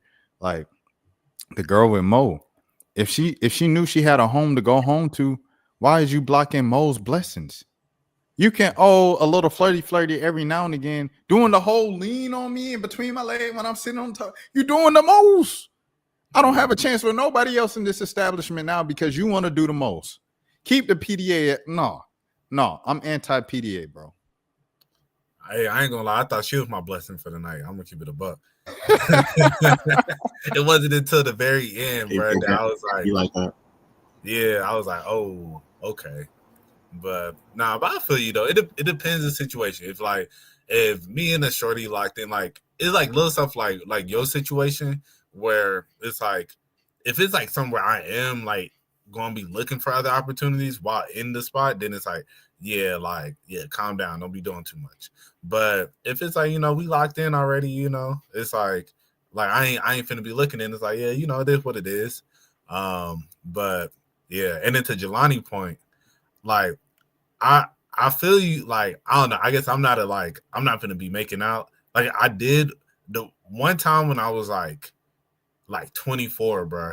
I had made out with this girl in the middle of the club, like on the dance floor, and bro, and I remember like I did that, and then like everybody once we got done, I remember like not actually what stopped us was I heard somebody was like, "Yo." and and then I was just like, oh, and then I saw like people looking like yo, like, and I was like, oh, am I doing a lot right now? And I could just tell, like, yeah, they were like, okay. So, and I heard somebody say somebody's a little too lit, and I was like, yeah, it kind of scarred me, bro. Like, See, that's how I know we come up during like a whack era of the club. Because bro, people used to be in the club. Yes, yes. no. People used, Every bro. time I'm around someone in public and they making out, I feel uncomfortable. I don't care In the if I'm club? acting like I don't see them and I'm looking. I feel uncomfortable outside and they against a brick wall and they just and he cuffing the cheeks and they just like I feel uncomfortable and I'm just walking to the gas station to get some water. I feel uncomfortable every single time. You should be able to make out in the club. In the club on Bourbon Street, it's certain spots, bro. Like we in the club. What's the point? Why are we here? We just here to pop You bottles. can dance. But that's what happens. We dancing, and we caught a vibe, and then it went from there. Like as long as if you hands and pants and stuff like that, like or body parts is out, then it's like okay, you're doing a lot right now. But like just kissing, I feel like you should be able to make out with somebody in the club and like not be judged for that. Feels like y'all ever seen like y'all parents kiss someone? Like you feel uncomfortable. That's how I feel watching strangers kiss in public.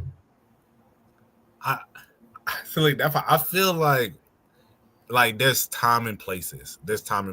You know, and I do feel like looking back on it in the middle of the dance floor, like where everybody dancing and then it's just us making out. That is a lot, you know, low key.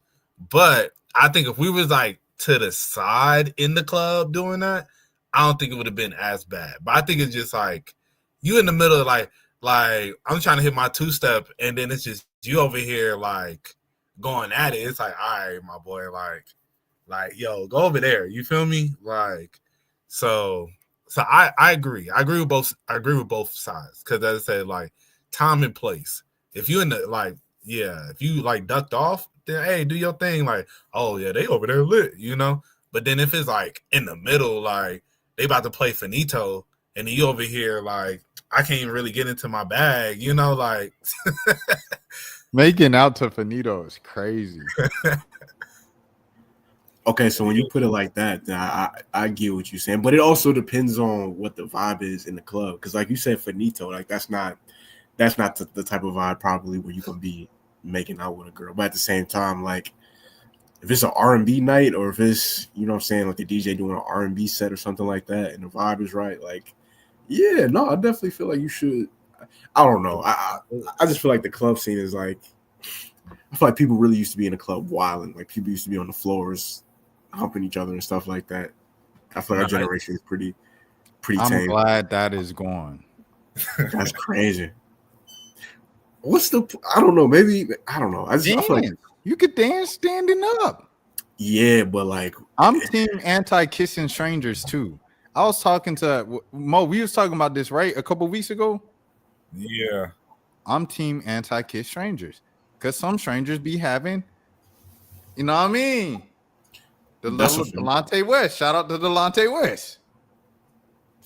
Yeah, you gotta use discernment when it comes to doing stuff like that. You definitely gotta like, cause you definitely gotta be careful and mindful of who you can. But at the same time, sometimes it's just like it's the rush. You know what I'm saying? Like it's like, yo, I don't know this person. Like it's the thrill of it all. Literally, like it's the thrill of the situation. Like it's not, especially if you didn't plan on doing that night. Like if you just went out that night, like on some chill. You know what I'm saying? I'm gonna go out tonight, see where tonight, and then you end up, you know what I'm saying, like pulling a girl that night. It's like it's extra exciting because you didn't see that happening. Like this wasn't on the schedule for you to be making out with this girl in the club. No, I definitely don't think we should have made the move on like the 3 girls or whatever, or 2, whatever, because there's really only 2 girls that we all were kind of interested in, and Mo and I were interested in the same girl. So I don't even know how that would have worked out. And then, you know, the other girl would have felt left out. So it was like, that just wasn't going to happen. That wasn't a successful play. I think, and then honestly, like sometimes you gotta read this situation. Like I think, excuse me, I think like sitting back and watching, like I like to, a lot of times, like I'll kind of sit back and see like, all right, how are these women moving? And then it's just like, I see that they're like kind of in their own vibe of like we just want to enjoy each other, then it's just like, all right, let me not disturb that, You have on a jersey after the game. Yeah, like they clearly from Atlanta, we're just here. And then as I said, like I saw like other dudes like try to talk to them earlier and then them like move away. And then I was like, okay, like that's what kind of like made me be like, I ain't gonna really even try and go too crazy and like try and hop on that because I'm like, I feel like they on they like I just want to chill, I should have hollered at the girl with the glasses though. Even if I got curved, like I should have just. I think you had a chance with her. I think if any of them, that would have been the one because she seemed the most like willing to, like if I ain't want to call it open, you feel me, like, but I should have just bought her like a drink or something like that. But that would have been player. My dad. I remember when I was like 18, bro. My dad taught me to move. He was like, I ain't never use it, but he was like, yeah, you know what you do, bro? When you in the club, you buy a girl a drink, and then you hand your number with the drink, and then like you just like walk away. And then it's like, yo, if you want to use it, use it. If you don't, it is what it is. I ain't finna put no pressure on it. And then the girl gonna feel like, oh dang, and it's just like, and I was like when I was younger, I was like, don't know if I'm gonna do that to be giving out free drinks. But now that I'm older, I see how that could be real player, how it's like, 100%. Hey, but because I think it is best when it's like you try and like holler at a girl, but it's like I ain't finna put too much pressure on it. You feel me? It's like, hey, the less words, the better. It's like you should have bought her a drink and just been like, man, I just wanted to give you this because you beautiful. Like, I just thought you were beautiful. I noticed you. Like, I just, wanted to give you this, and then just kind of walk away. Then, leave it up to her to. See, the thing is, though, like, I don't know if I probably would have had to. I probably would have had to like ask her. See, the thing is, like, women not trying to take drinks from random men, like just me just handing it to her. So I probably would have had to. I don't know. I would have had to ask her like, "Do you want me to get you something from the bar?" So she know that I'm going to the bar. But I feel like if I just showed up with the drink, like, "Yo, I got this for you." I don't know if she would really know it.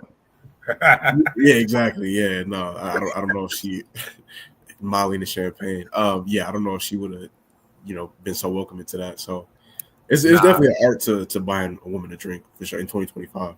Nah, that's a fact. And it's always better to do shots. If you like, especially, and I get you with that because it is like just popping up in the middle of the dance floor, like, hey, I got this for you. Yeah. Like, nigga, what? Like, what you? I'm not drinking this from you. Right. But if it's like if y'all both at the bar, by the bar or something, then it's just like, yo, like you want to do some shots, something like simple like that. Then it's like, okay, it ain't that crazy. Or it's just like, yo, like, let me get you a drink where they can physically see the bartender make the drink and you give it to them, something of that nature. But yeah, not to be too local. Have you been to a dive bar in Buckhead?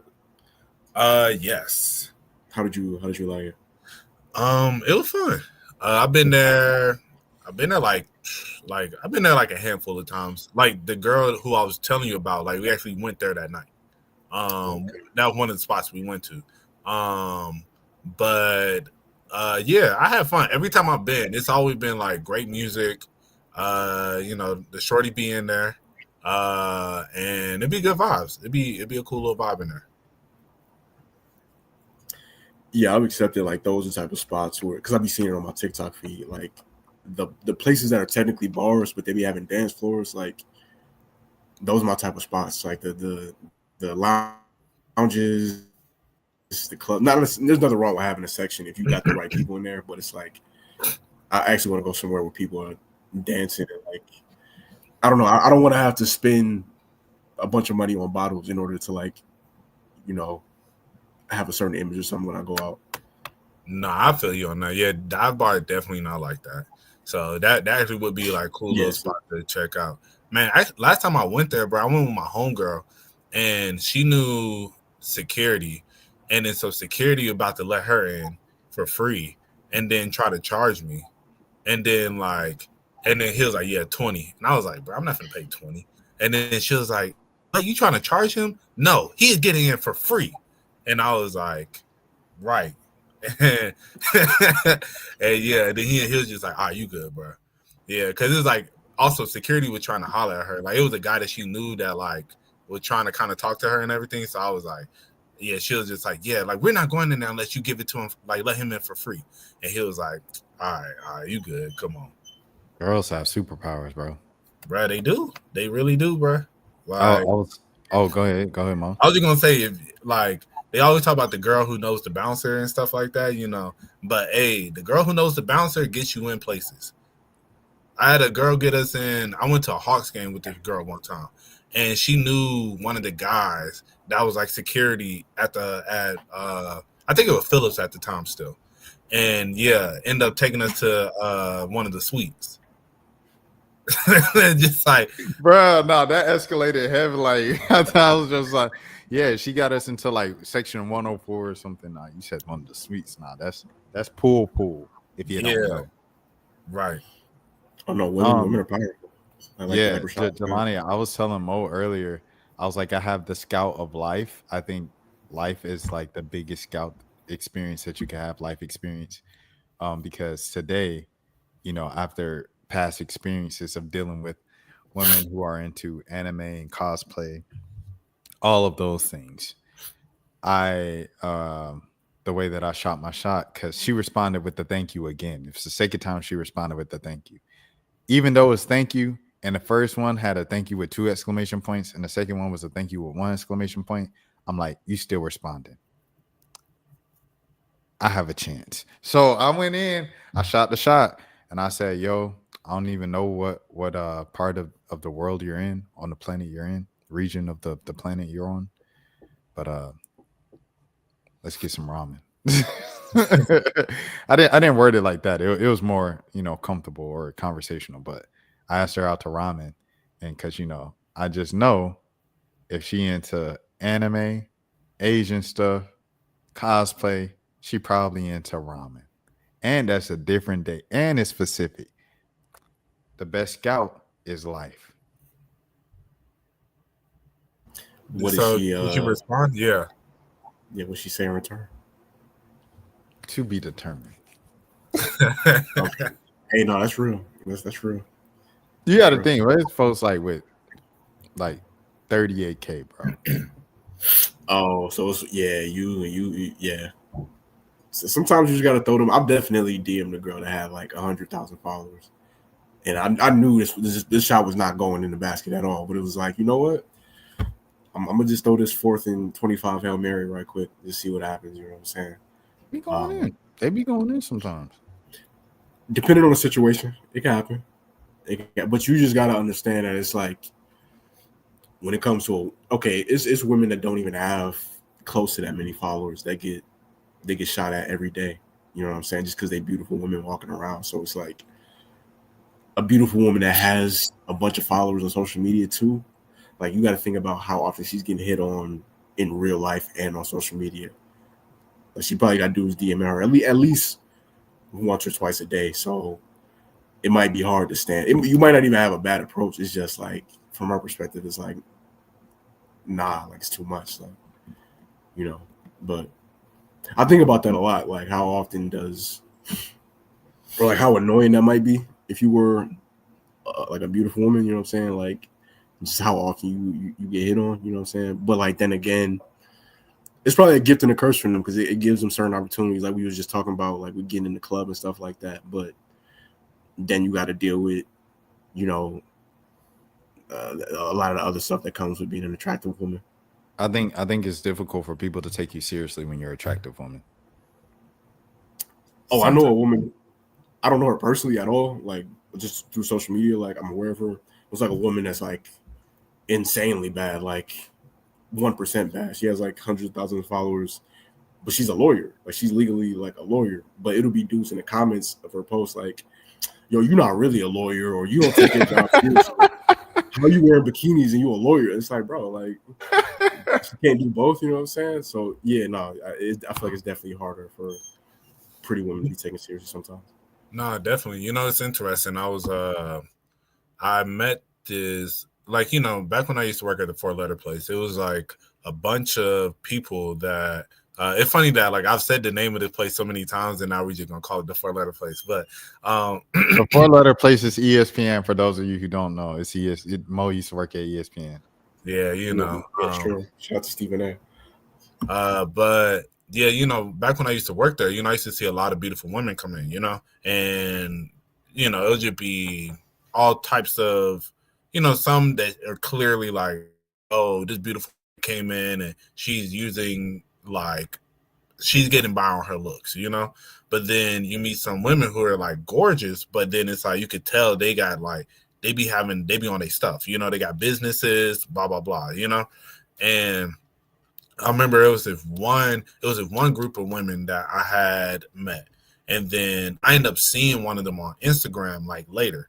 So then I was like, oh, when I saw her, I remember I was like, bruh, she's so fine. And I saw her friends.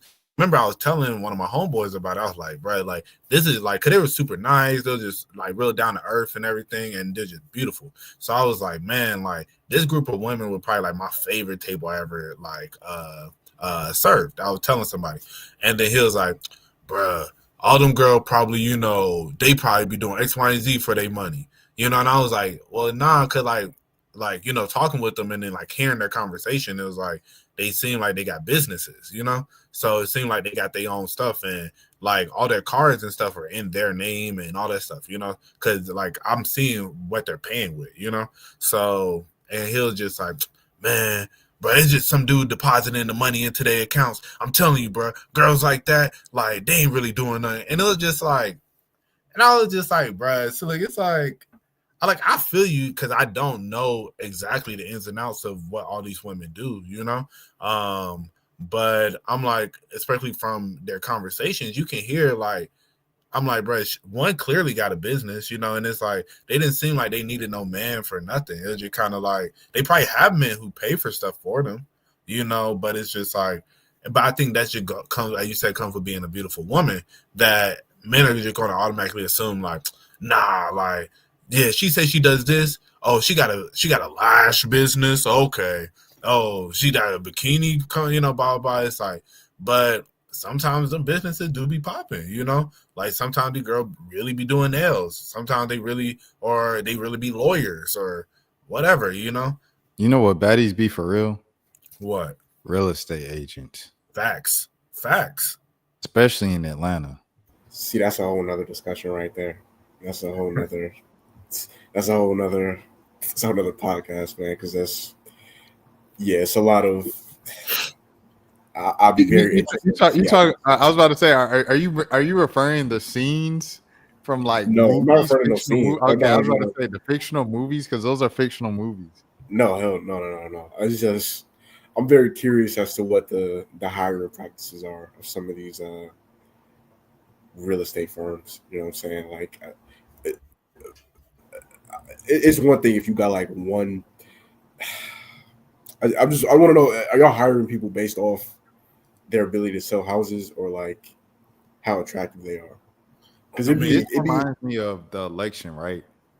So, one time at the Black Journalist Convention, it was I met these girls from NPR, and shouts out to NPR, everybody like that. And I was like, how do you feel to know your entire job is to analyze like the ins and outs of elections and these politicians and their policies from top to bottom, and then to realize that majority of Americans are just going to vote for somebody because they seem like a cool person to get a beer with? And they were like, well, you know, but they didn't really have an answer for it because they knew that was true. Like you know that most people aren't going to vote for Hillary because Hillary is a woman, or most people aren't going to vote for Kamala because Kamala's a woman. And as simple as it is, or someone's not going to vote for this person, or someone's going to vote for this person because they're black, or, you know, et cetera, or Asian or Hispanic, you know, goes down the line. It's simple things like that it comes down to that most that kind of tips the scale.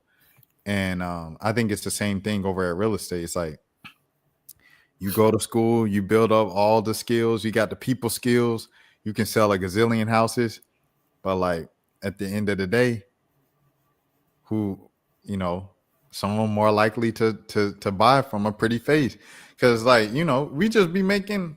Okay, I won't say me. I won't say we. I'll say myself. I'll take accountability. I'll make some stupid decisions financially for a pretty woman to impress her, to try to prove to the fact that I got some money, and just be stupid. It just be just doing stupid stuff. I will buy a house from an attractive woman. I done signed the lease to an apartment and a couple states ago because the lady in the front office was cute, and I want in the leasing office was cute, and I ain't trying to, you know, keep going to apartments. We done went to about 3-4 that day. You know, I already started work at my new job in this new state. I was just like, man, go ahead, man. The girl cute. Let me go ahead and sign the lease, bro, so I could see her at least once a month when I give her my money order for the rent. And I mean, we still cool, but I mean, that girl just ended up getting married, and I don't know. It was like the Hooters thing and the strip club thing of these people. They'll flirt with you and make you feel like you got a chance, but you know, you really don't know them. It's a whole separate life. I think, excuse me. I think, you know, realistically, you know, in any type of sales, people, more attractive people do better because, like, you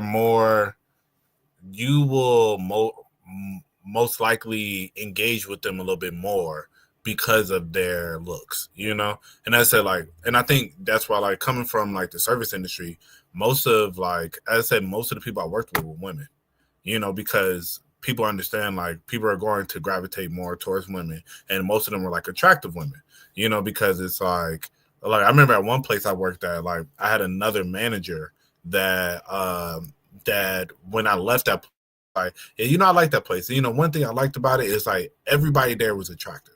Like, he straight up said, he was just like, yeah, if like every person that worked there, like, I genuinely felt like they were all attractive, you know, and that, like, that adds to the experience sometimes, you know. So especially like in real estate, you know, if somebody go get their real estate license and then it's just like you're a pretty face, and then, you know, you're able to close deals a little bit better because of your smile. You know, you start smiling at somebody, and it's not even like the person may be thinking like, I'm gonna see you again, because you're not really gonna see your real estate agent after you close the deal. But it's just like you're gonna be more enamored by what they gotta say, like, as opposed to, like, I remember, like, where I work now, you know, I'm in sales currently, and there's this one dude that came, this manager from another site that came, and bro, his teeth, bro, crazy. Like, I ain't never seen nothing like it. But, you know, crazy, like, he was like a really good salesman, so he had a good, like, talk game, you know? So, like, it worked out for him. But I remember thinking, and I was telling my coworker this, I was like, I ain't gonna hold you, bro. I'll never stop for no dude that look like this. Like I'm gonna just keep it a buck. Buddy teeth was like OD, bro. He was missing so many teeth, so many of them was rotting. Like, it was just wild. And I'm like, bro, like, that's not who I'm trying to talk to, like, because then it's also goes into the trust of, like, if you can maintain your health, then I can trust you to like give me good information, to like know what you talking about. It's like, you can't even brush your teeth every day, bro. Like, I don't want nothing from you, you know? Like, that's just how I personally feel. And there's a lot of people who probably feel like I feel, you know? So I get where it's just like, you know, you hiring people off of looks offer there, but it's just like, if you have your license, it's like, what qualifies somebody to be a better real estate agent than the other, you know? It's like being able to talk to people and being able to attract people in, you know? So. Yeah, I mean, at the end of the day, it is about getting the job done. So I'm definitely not knocking no woman who you know does real estate or whatever. It just be fascinating watching. I feel like that's I'm not gonna say new, but I feel like that's like, it's like certain jobs that you associate with Instagram models. Like, we're talking about like Lash Tech. I remember it was an era like early Instagram, like the Instagram baddies was like doing taxes for a while. There was the flat tummy tea era of Instagram, where like they were selling that. I feel like that's in the last few years, that's been the way for the Instagram models, is transitioning to becoming a real estate agent. It's just fascinating to see, like, you know, even a job like that can be affected by sexuality. You know, Everything is. that's It's a fact. I'm gonna keep it a bean. I'm gonna expose myself right here. We got one person watching, so there's a chance that this might be the one person. But most of the content, like Christian, like content creators that I like follow or whatever, like I initially clicked on their stuff because like I thought they looked good, and I was like, oh, and they believe in God, and then that was the hook. And then what kept me there was like the content of their message. It was good stuff. It was engaging. The videos were good. But the initial thing that made me click on the video, the thumbnail, was I thought they looked good. Nah, I feel you on that. Cause there's definitely a few girls on Instagram that like I'll see and I'll click on it and then just or like they'll like pop up on my timeline and then I'll be like and they talking about God. I'm like, oh, okay, and you bad and you talking about God, okay, like let me go. And then you know it's always funny like the godly baddies always just seem like they got just like a little bit of like glow about them, you know. Bruh, man, let me tell you something, man. It ain't nothing like a P31. I'm glad we landed on this side of the podcast and things like that. Because I said things like that. So I'm probably at like 6 for the episode. But it's just ain't nothing like a P31, bro. Like I feel like that's the standard, to be honest, because they the perfect mixture of like what you want in a wife and stuff like that. Oh, she bad, he did that, but she also has the morals, and it's like, oh man, this is like what I want for the mother of my children, and you know, leading the legacy. And shout out all the P31s for sure. Yo, I ain't gonna lie, bro. There was this one time I saw this one girl. She was giving a testimonial about how she was a very attractive girl. She was like y'all, you know, this time last year I was a stripper and I was an did OnlyFans, and you know now you know like God saved me, and she'll read, and then I had a second, and you know God forgive me. I had a second. I was like, I wonder if she still got any of that content. he said, I wonder what her name was. He looking at the Instagram name. He said, No, but for real, I was like, it was funny because I was literally like, and I caught myself. I was just like, bro, you wrong. Like, let me get off her page. Hey, but you know, God working on us one step at a time, man. Yeah, nah, that's gonna be a real thing, and I feel like it's already happening. Like a lot of women that might have been on, you know, certain websites a few years ago, like trying to wipe that stuff away. But it's like, even if you delete the account, it's still like people could just Google certain stuff. Like it's hard to get rid of certain stuff like that forever. You know what I mean? I don't think they should be held to that forever. Like if you do that and then you move on with your life and you find, you know, whatever it is that you're doing in your next chapter, like I think you should be able to move on. But like realistically, it don't always work like that. Like you see it with like Mia Khalifa ain't done that in like over a decade, I think. Yeah, like she been involved with. She said in interviews, I think she said like I only filmed like 3 to 5 movies. It was some number like really low like that. Yeah, this was like 2013, 2014. I don't know what that was, but yeah, like yeah, so that was 11, 12 years ago. People still hold her to that. There's still people. She done did all types of stuff. Like she's a photographer now. Like I was about to say, Mia Khalifa be tweeting like #Free Palestine, and then people be like, "Oh, of course you have," and I'm like, bro, keep bringing up this video or thing from 2015. Go ahead. I think she had an OnlyFans for a good minute though. She did, but I don't know if she was, you know what I mean, like all the way wilding. Was she? I mean, I don't know. No, I don't think she was like okay, yeah. But I was like, but I think it's like that thing where you talk about like I don't know why people still associate me with this, but then it's like you got an OnlyFans that you know people are going to like look at. Whereas like even if you're not doing like the full content on there, you know, it's like Rose. Yeah, you know, it's like people are still going to associate you with like that's going to make it harder for people to look at you different, you know, in a different light. I don't think Ruby Rose should have stopped making music. Like Ruby Rose said she missed music. She said that she appreciated DDG for telling her to start OF, but she also hated DDG for telling her to start OF because like that's all she was known for and she couldn't do anything else in life without having that affiliated with her, attached to her name.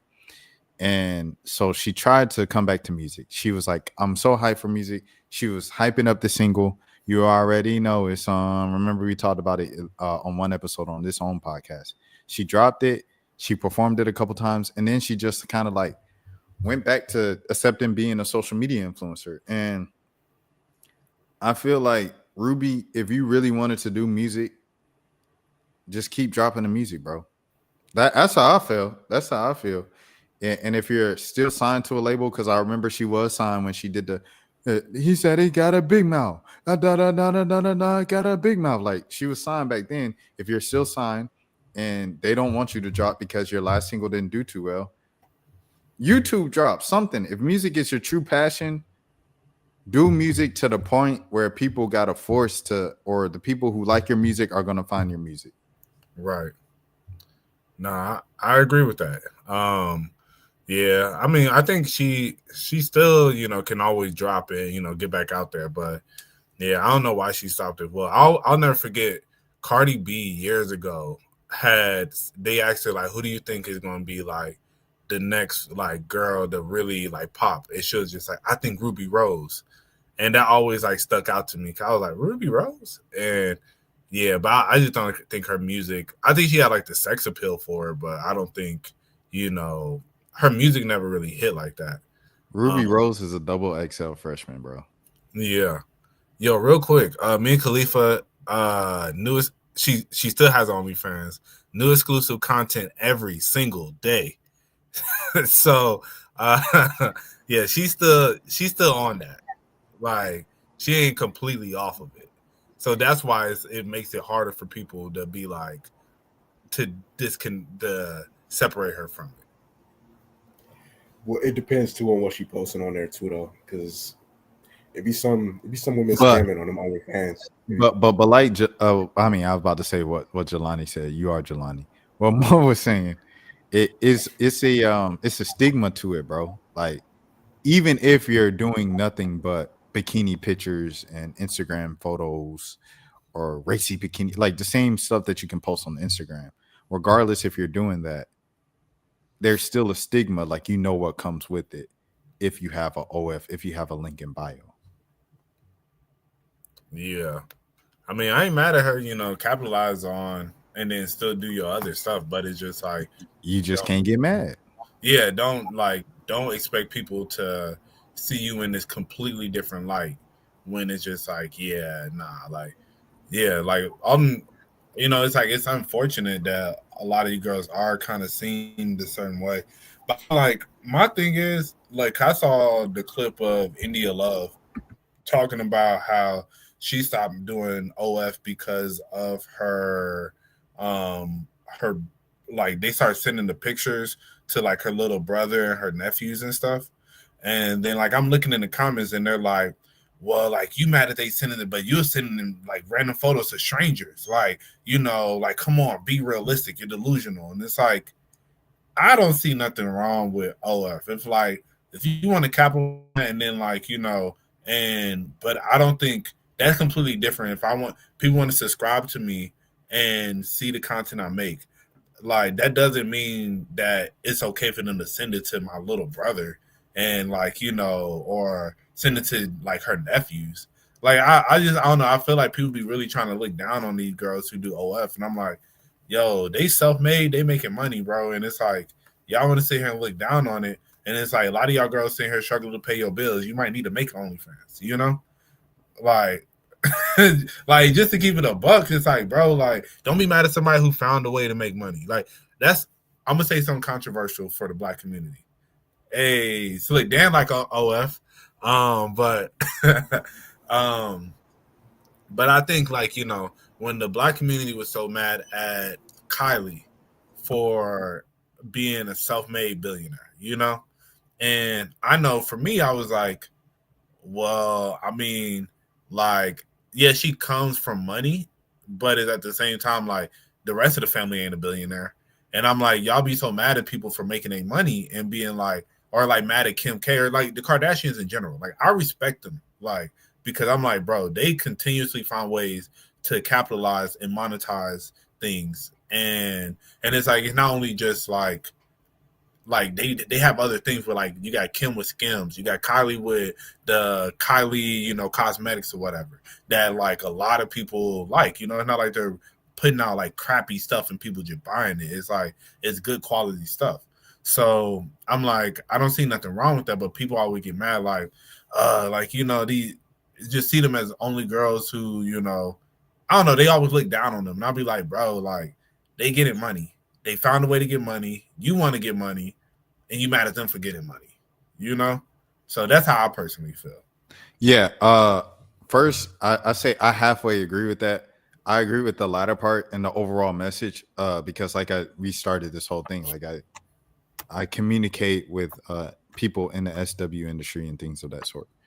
I just said it again 7 times. So like, you know, I get it, and everything you said is true, and there would be no money in it if there weren't any customers. If there were no consumers, there would be no money. So it's like it's a two-way street here. Someone has to buy it, someone has to pay for it. On the other end, I would say this with Kylie in particular. I understand why black people would be mad because Kylie, excuse me, she initially went viral and went into business with the lip thing. And that was kind of just, you know, she made money and went viral and built a whole business model off of kind of black features. Like, get these black features doing this. And if a black girl did the same thing, you know, or sold things that catered to black people and black women with features, and we highlighted and modeled black women with these type of features already, they wouldn't make nearly as much money as a white woman doing it. So I understand black people's just general frustration with stuff like that. Go ahead, Mo. But I think it's just like, if you see there's a market, somebody's going to do it. So it's just like, but a black woman would never become a billionaire off of that. Like, I mean, no, I feel you on that, but I'm saying like, and that sucks. That does suck. But it's like, I'm not going to get mad at Kylie for doing what some other person would have eventually done and would have capitalized on this and would have still made all the money. When it's like, I have the idea now.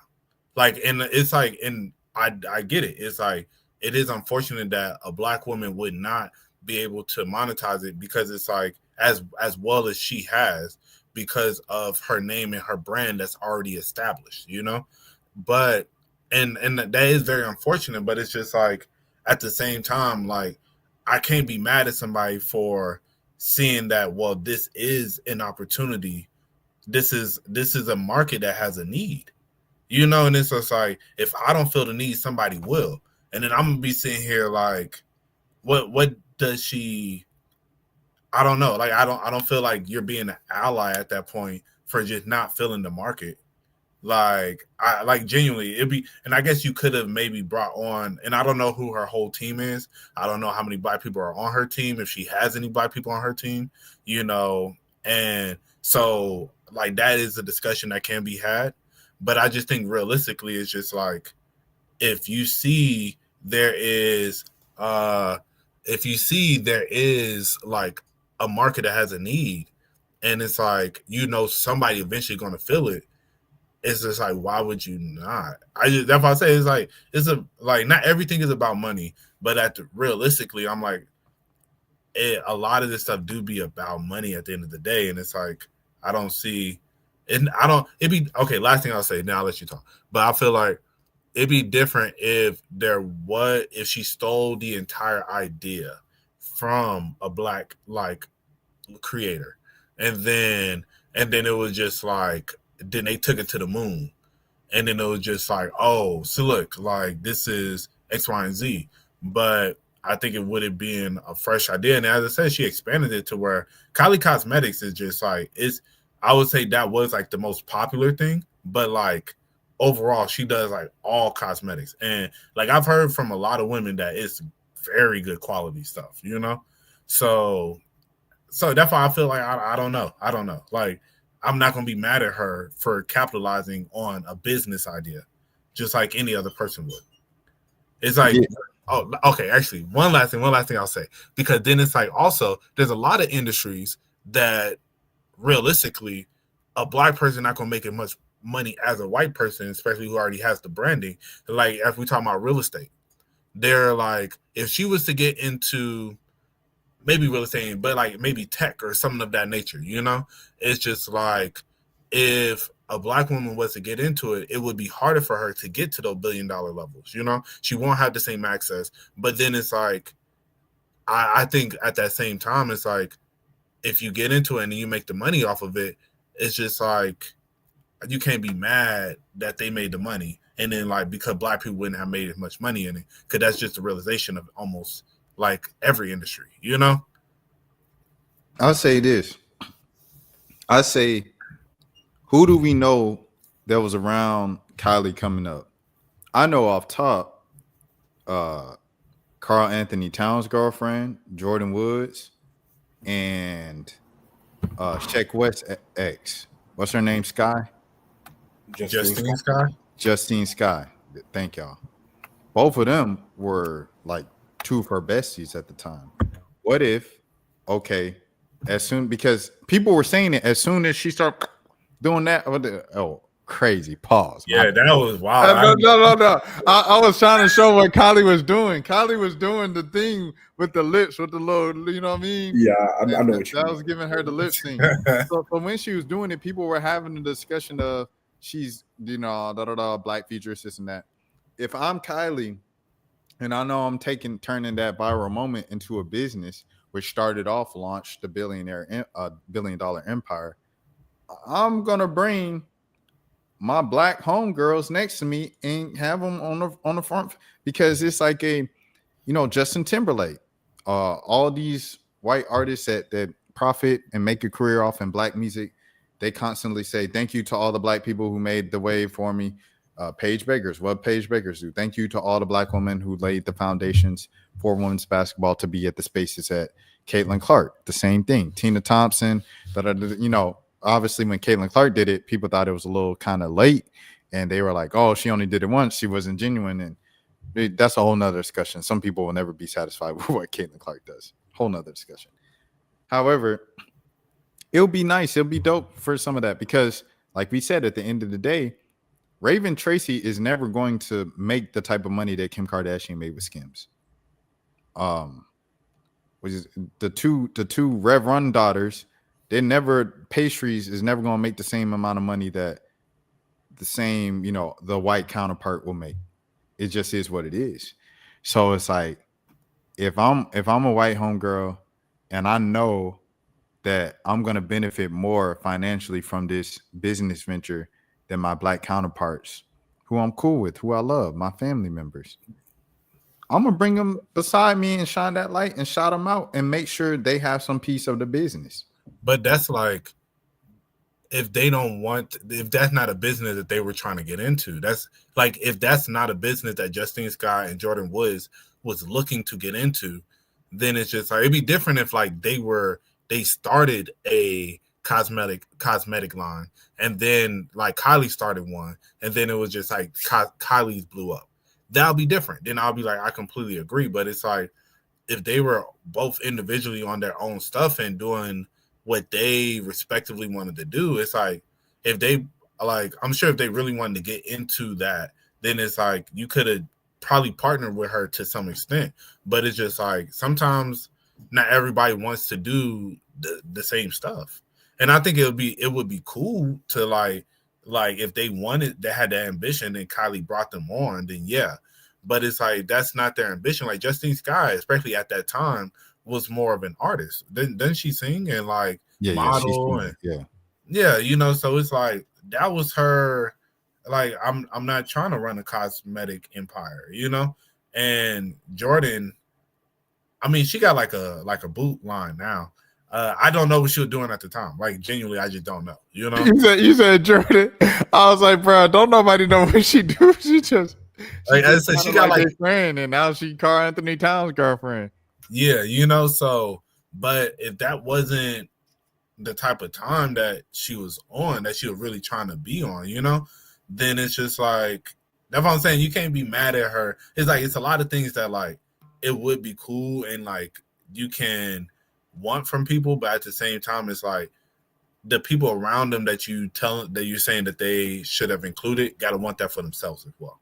I agree with what you're saying.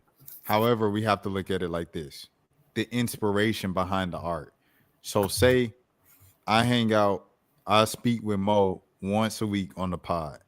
Every week, Mo comes on with a different jersey or different team emblem on his stuff. Like, remember, he wore the Julio jersey, he would wear the Carmelo jersey, he would wear a bunch of jerseys. I see that. I start up a jersey shop. I'm inspired by Mo, watching Mo wear different jerseys every week. I start up a jersey shop, it go crazy. That's kind of crazy of me, even though Mo didn't ask to be in the business at the beginning, to not be like, Mo, yo, you inspired me to open up a jersey shop. That's what I'm saying with Kylie. Even if the girls didn't want to be in it, you were inspired by the look of Black women. I mean, she was inspired by like how people were doing their makeup. Like, and I don't know, like realistically, there's a lot of white girls who were doing their makeup like that at the time as well. So yeah, they were overall inspired by Black women. But think how crazy that would sound if, hey y'all, this is my friend Justine Skye, and I loved her lips. So this is why my lips look like this.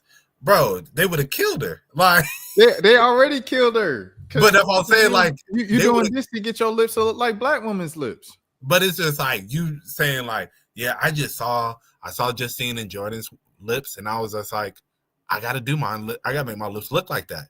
Like she would sound crazy, bro. Like, so that's why I say you can't give them the shout out that in this instance. And as I said, overall, it's like Kylie was known for doing it, like because she was the most popular person.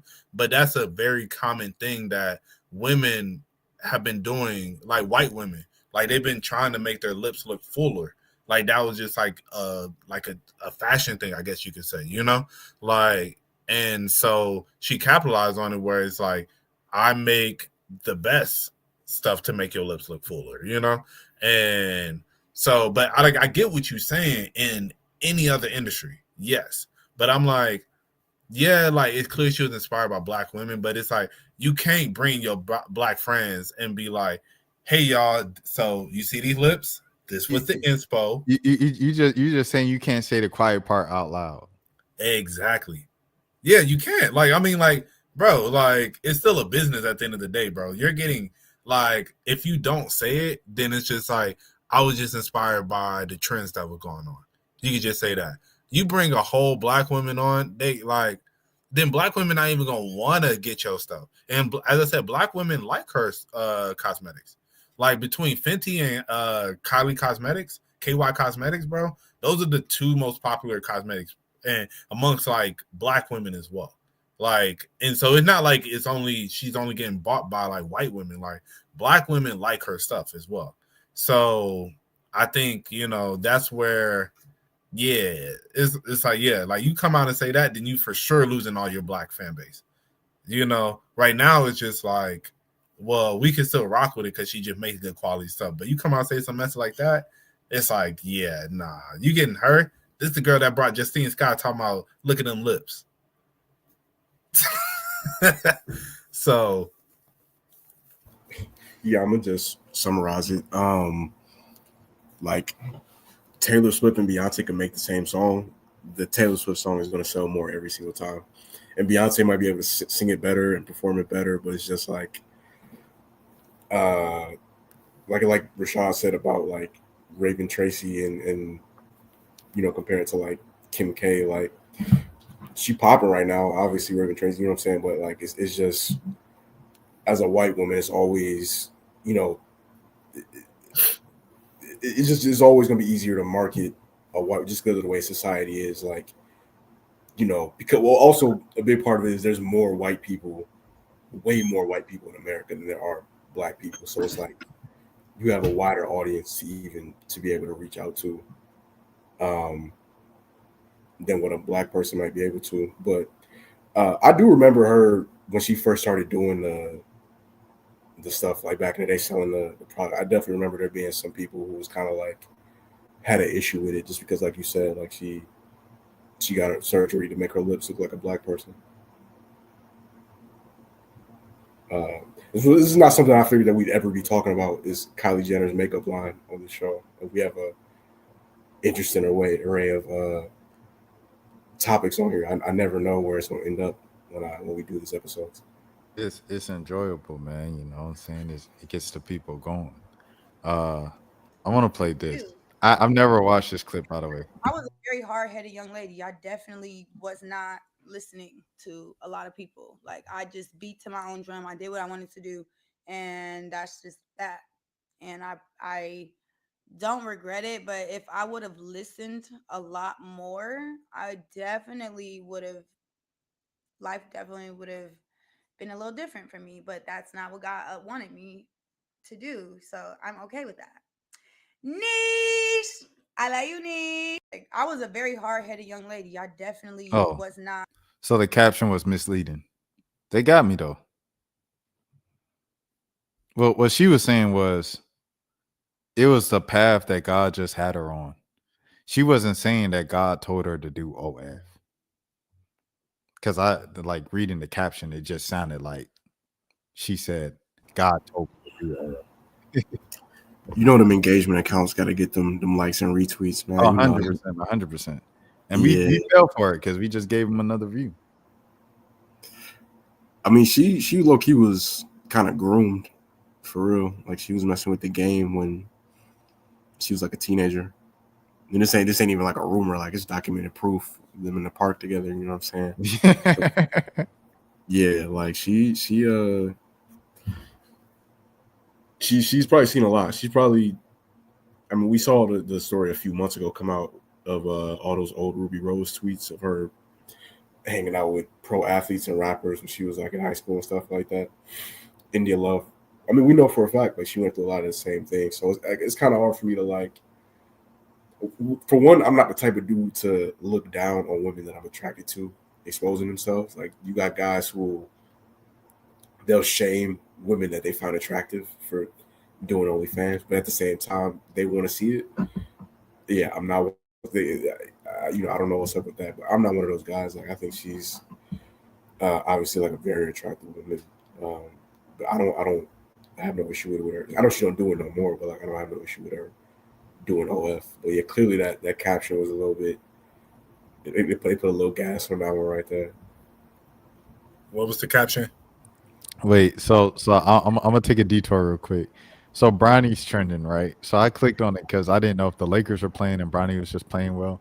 Bronny is trending because Lakers fans are giving their trade proposals to get Giannis, and they all including Bronny's name. All right, okay, all right, okay, all right. I'm gonna show you. They the could probably caption. get. What They could you probably say, get the Jelani? Masters. Yeah, it is like Bronny. They're all saying, hold on. So this was the caption. It was just saying, India Love God told her to do OF and even showed her the promiscuous path to fame that she took, despite everyone around her telling her not to. India Love might be the first person in history to blame God for her OF career. Yeah, that's crazy. But that's not what happened in the clip. In the clip, she was pretty much just saying, people were telling me not to go this way, but this was just the path that God had for me. Like she was saying, you know, it was more destiny of like everything's preordained by God. All of your steps before you were born, God already knew what was going to happen. She was more saying it like that. This is just the way my life went. And now I'm here after the fact. Just how God intended it to, when he intended it to happen. As opposed to saying like, God led me to do OF. I said, God, what do you want me to do? And he said, OnlyFans. Like, that's not what happened. He said, God said, set up that camera, baby girl.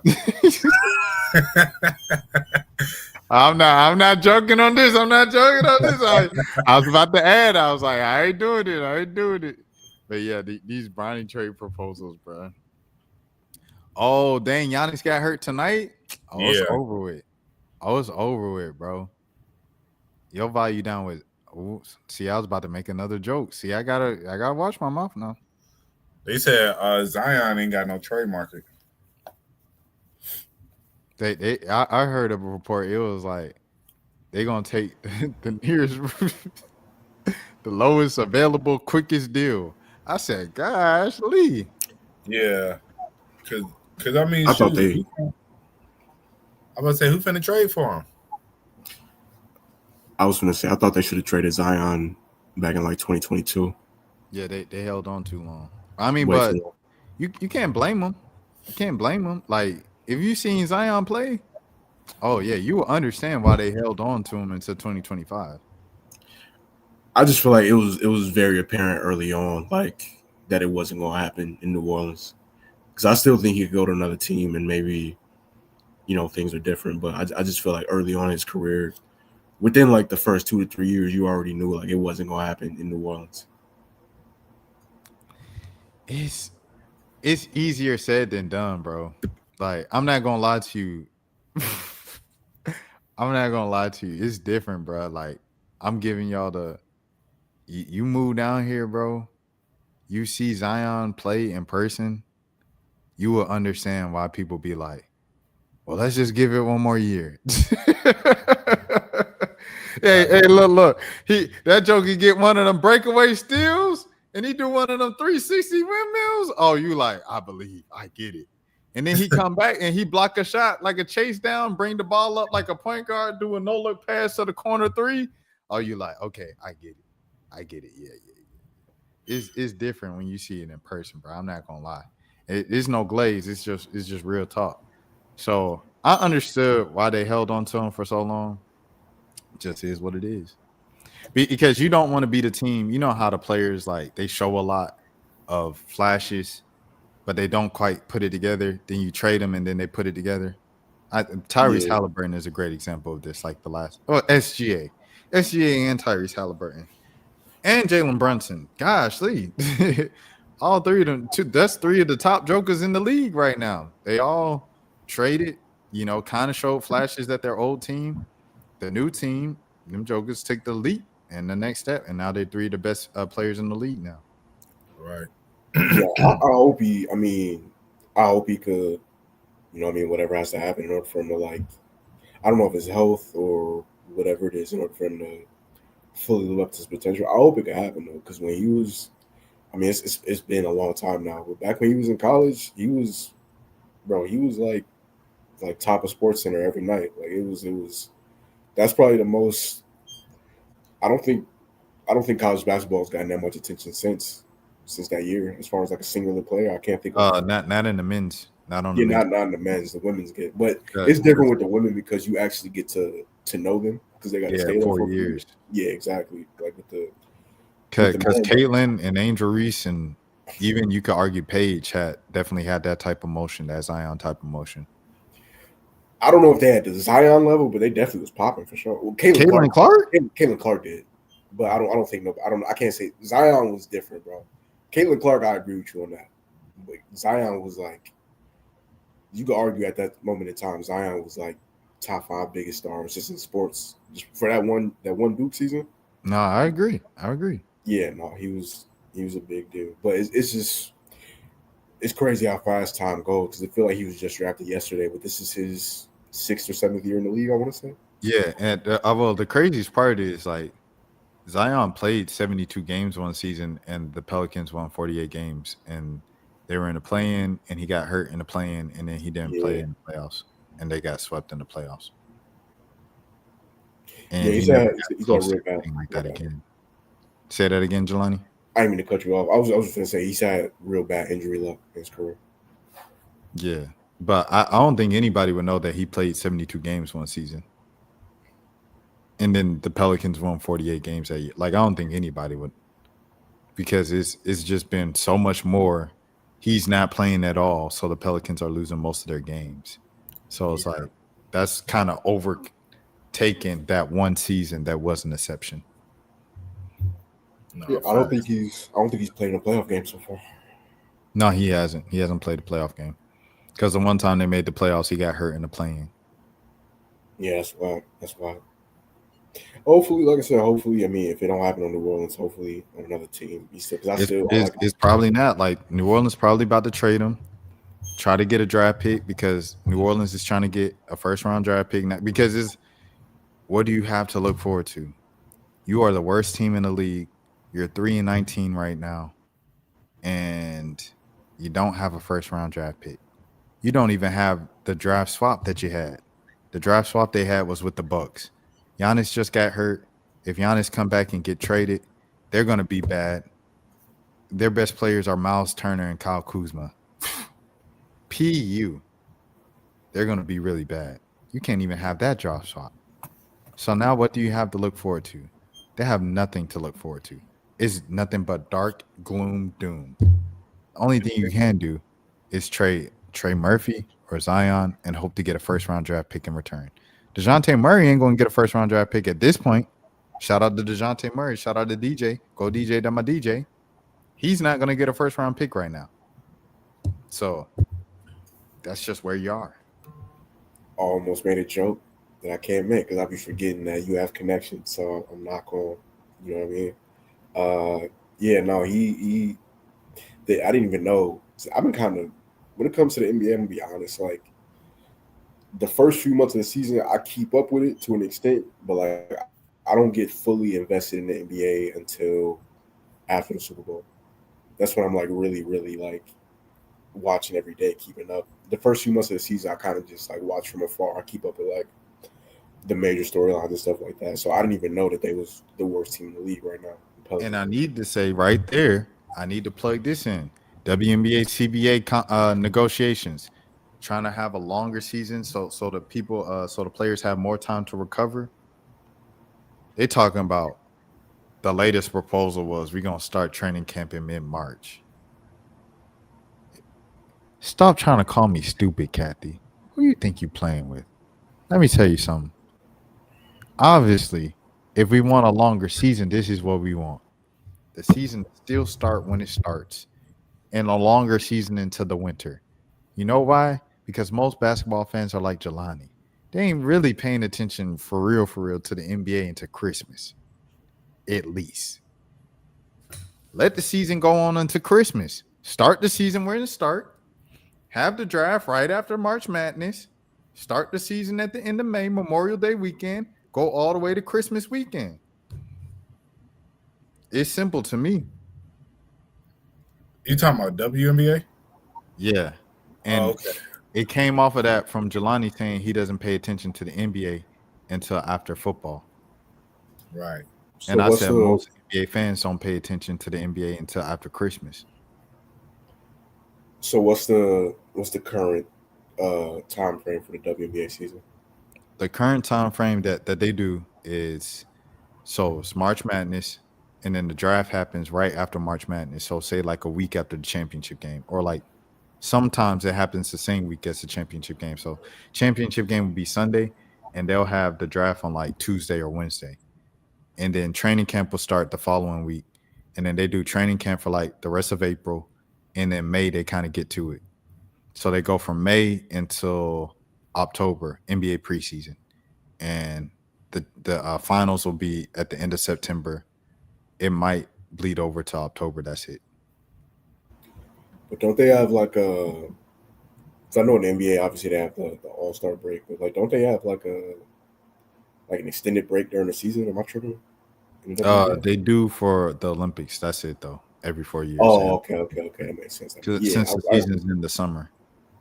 All right. Because I remember that would have been last year. Yeah, I remember them having like a extended break. I didn't know if that was something that was like normal or whatever. But that makes sense, though. Yeah, I still think like I don't know if it'll. Caitlin is a star. You know what I'm saying? Like I still hope that the WNBA becomes even bigger than what it is. I definitely feel like they made a lot of growth with the popularity of the product this decade, you know. And it's only been around for like 30 years. Like the NBA, well, let me look at what year the NBA started. Like, when did the NBA start? So I'm trying to compare like where the NBA was at when it was 30 years in today. It started in 1946. So like 30 years, That was the 70s, bro. They wasn't even like finals games wasn't getting aired live in the 70s. You had Facts. players sniffing cocaine and like so yeah, like if you look at where the NBA was, they didn't really fully take off on a national level to the 80s. So the WNBA, I think they're on a good trajectory for the sport. Yeah, hold on. I'm looking it up right now. I have the tab pulled up, but let me pull up right here. This was really just, was 97, I want to say. Magic and Larry Bird starred in a Converse commercial in 1986. Yeah, that's around the time when, because I want to say his first couple finals, they was tape delayed, like the first couple finals that each of them won. It wasn't until the mid to late 80s where they started airing the finals live. So the NBA wasn't nothing for 40 years. It wasn't 40 years until the NBA really got to like, because Larry and Magic took it there. And then Jordan obviously right after. And then Jordan took it to another level too. Yeah. So maybe Caitlin Clark ends up being like I'm not going to say Jordan, but I feel like that's kind of crazy. But no, Caitlin Clark is Larry Bird. That's Caitlin Clark and Angel Reese is Larry and Magic. That's kind of crazy, but I get what you're saying though. As far as they not playing style wise, just like impact. But people be disrespecting Angel Reese, bro. I'm not gonna lie. How Angel Reese leading the league in rebounding, and people act like she just so trash. Like them low lights, bro. I'm not gonna lie. It's the low lights. It's the low lights. It's the low lights that really get folks on Angel Reese. And I will say, a lot of those, she do get her own misses. So well, okay, that's what I'm saying. We gotta look at the facts though. Because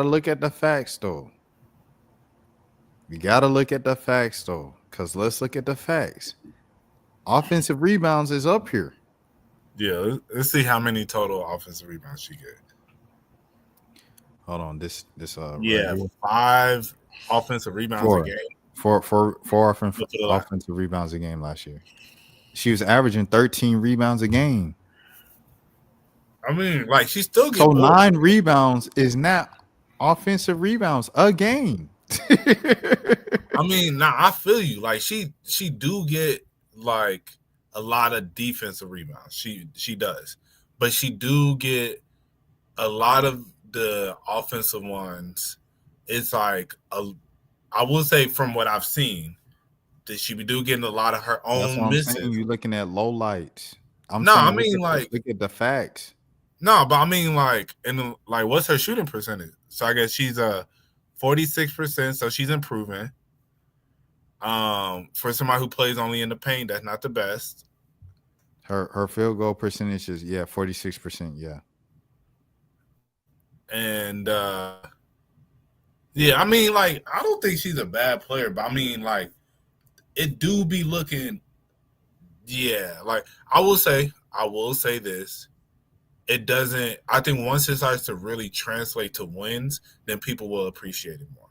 And I think that's where, like with any player, that a lot of people would be like, well, this person be hooping, this person be doing this, that, and the other. But it's like, if it's not translating to wins and then you're seeing these moments, that's what is going to overshadow, So I think if it's like, oh, she had these moments, but then, there's they're even in the playoffs at least, then it'll be different. Because it's like, it's only 6 teams that don't make the playoffs?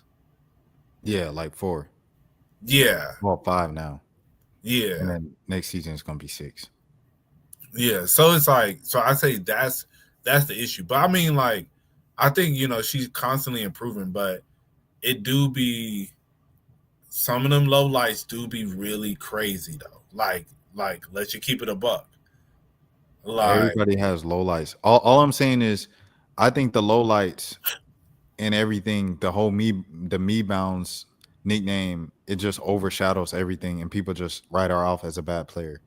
She's definitely not a bad player. But it's like people take that and they run with it overboard, and they like, Angel Reese and Caitlin Clark. Angel Reese not even an WNBA player. I'm like, Oh my gosh, how are you a two-time All-Star? She's only been in the league 2 years, and she's a two-time All-Star. Like, what are you guys even talking about? They said, "Oh, this fan vote." She wasn't even fan voted. So what are you talking? You guys don't know what you're talking about. Like, I hate when people don't be knowing what they talk about. Like that's the thing that really riled me up.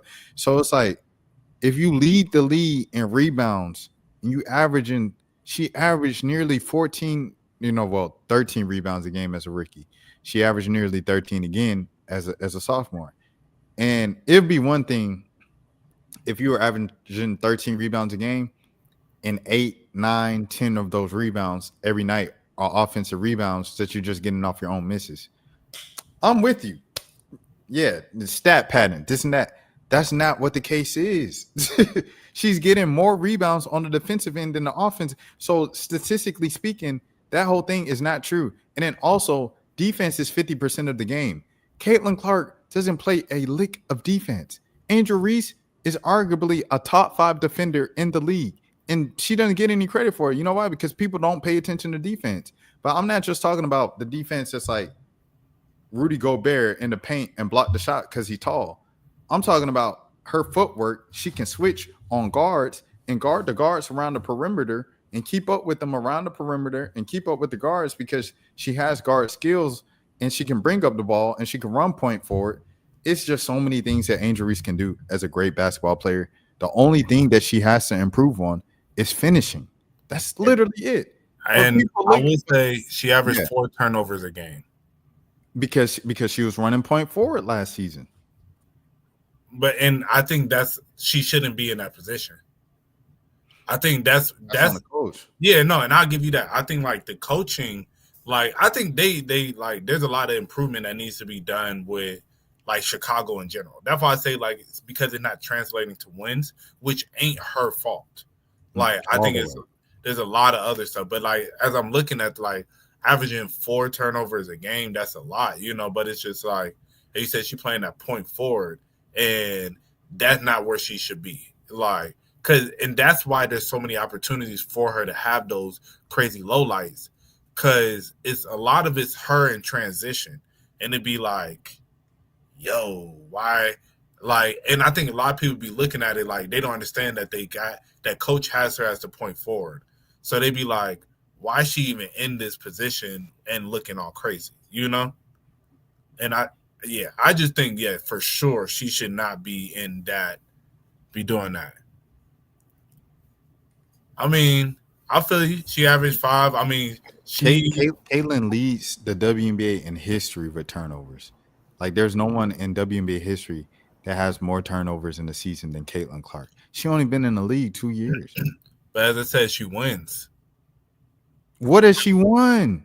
I mean, like she at least make the playoffs. Like that's what I'm saying. Like, let's be real, bro. Like her record, like over these past 2 years, has been better than Chicago Skies.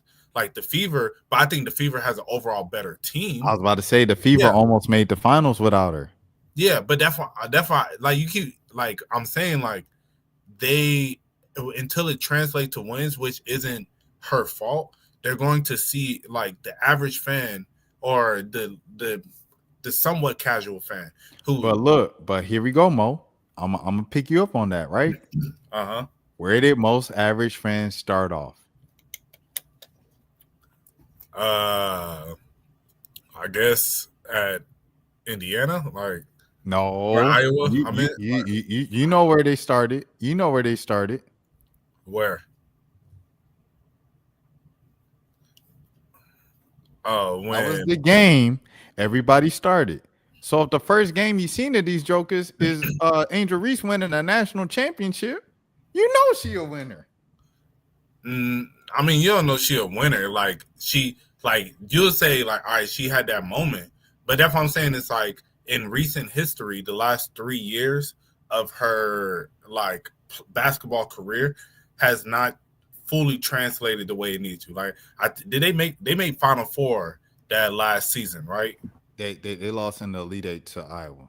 Oh, okay, yeah. So look, that, and that's why I'm like, that is more of a like a lot of people somewhat got in during that time, but I think like I'll be real. A lot more people got in last year. I mean, not last year, but well, yeah, technically it was last year. Like when Caitlin Clark went on the last run and she broke the record for what was the record she broke in college? Was it 3? You mean last year of college? Most points.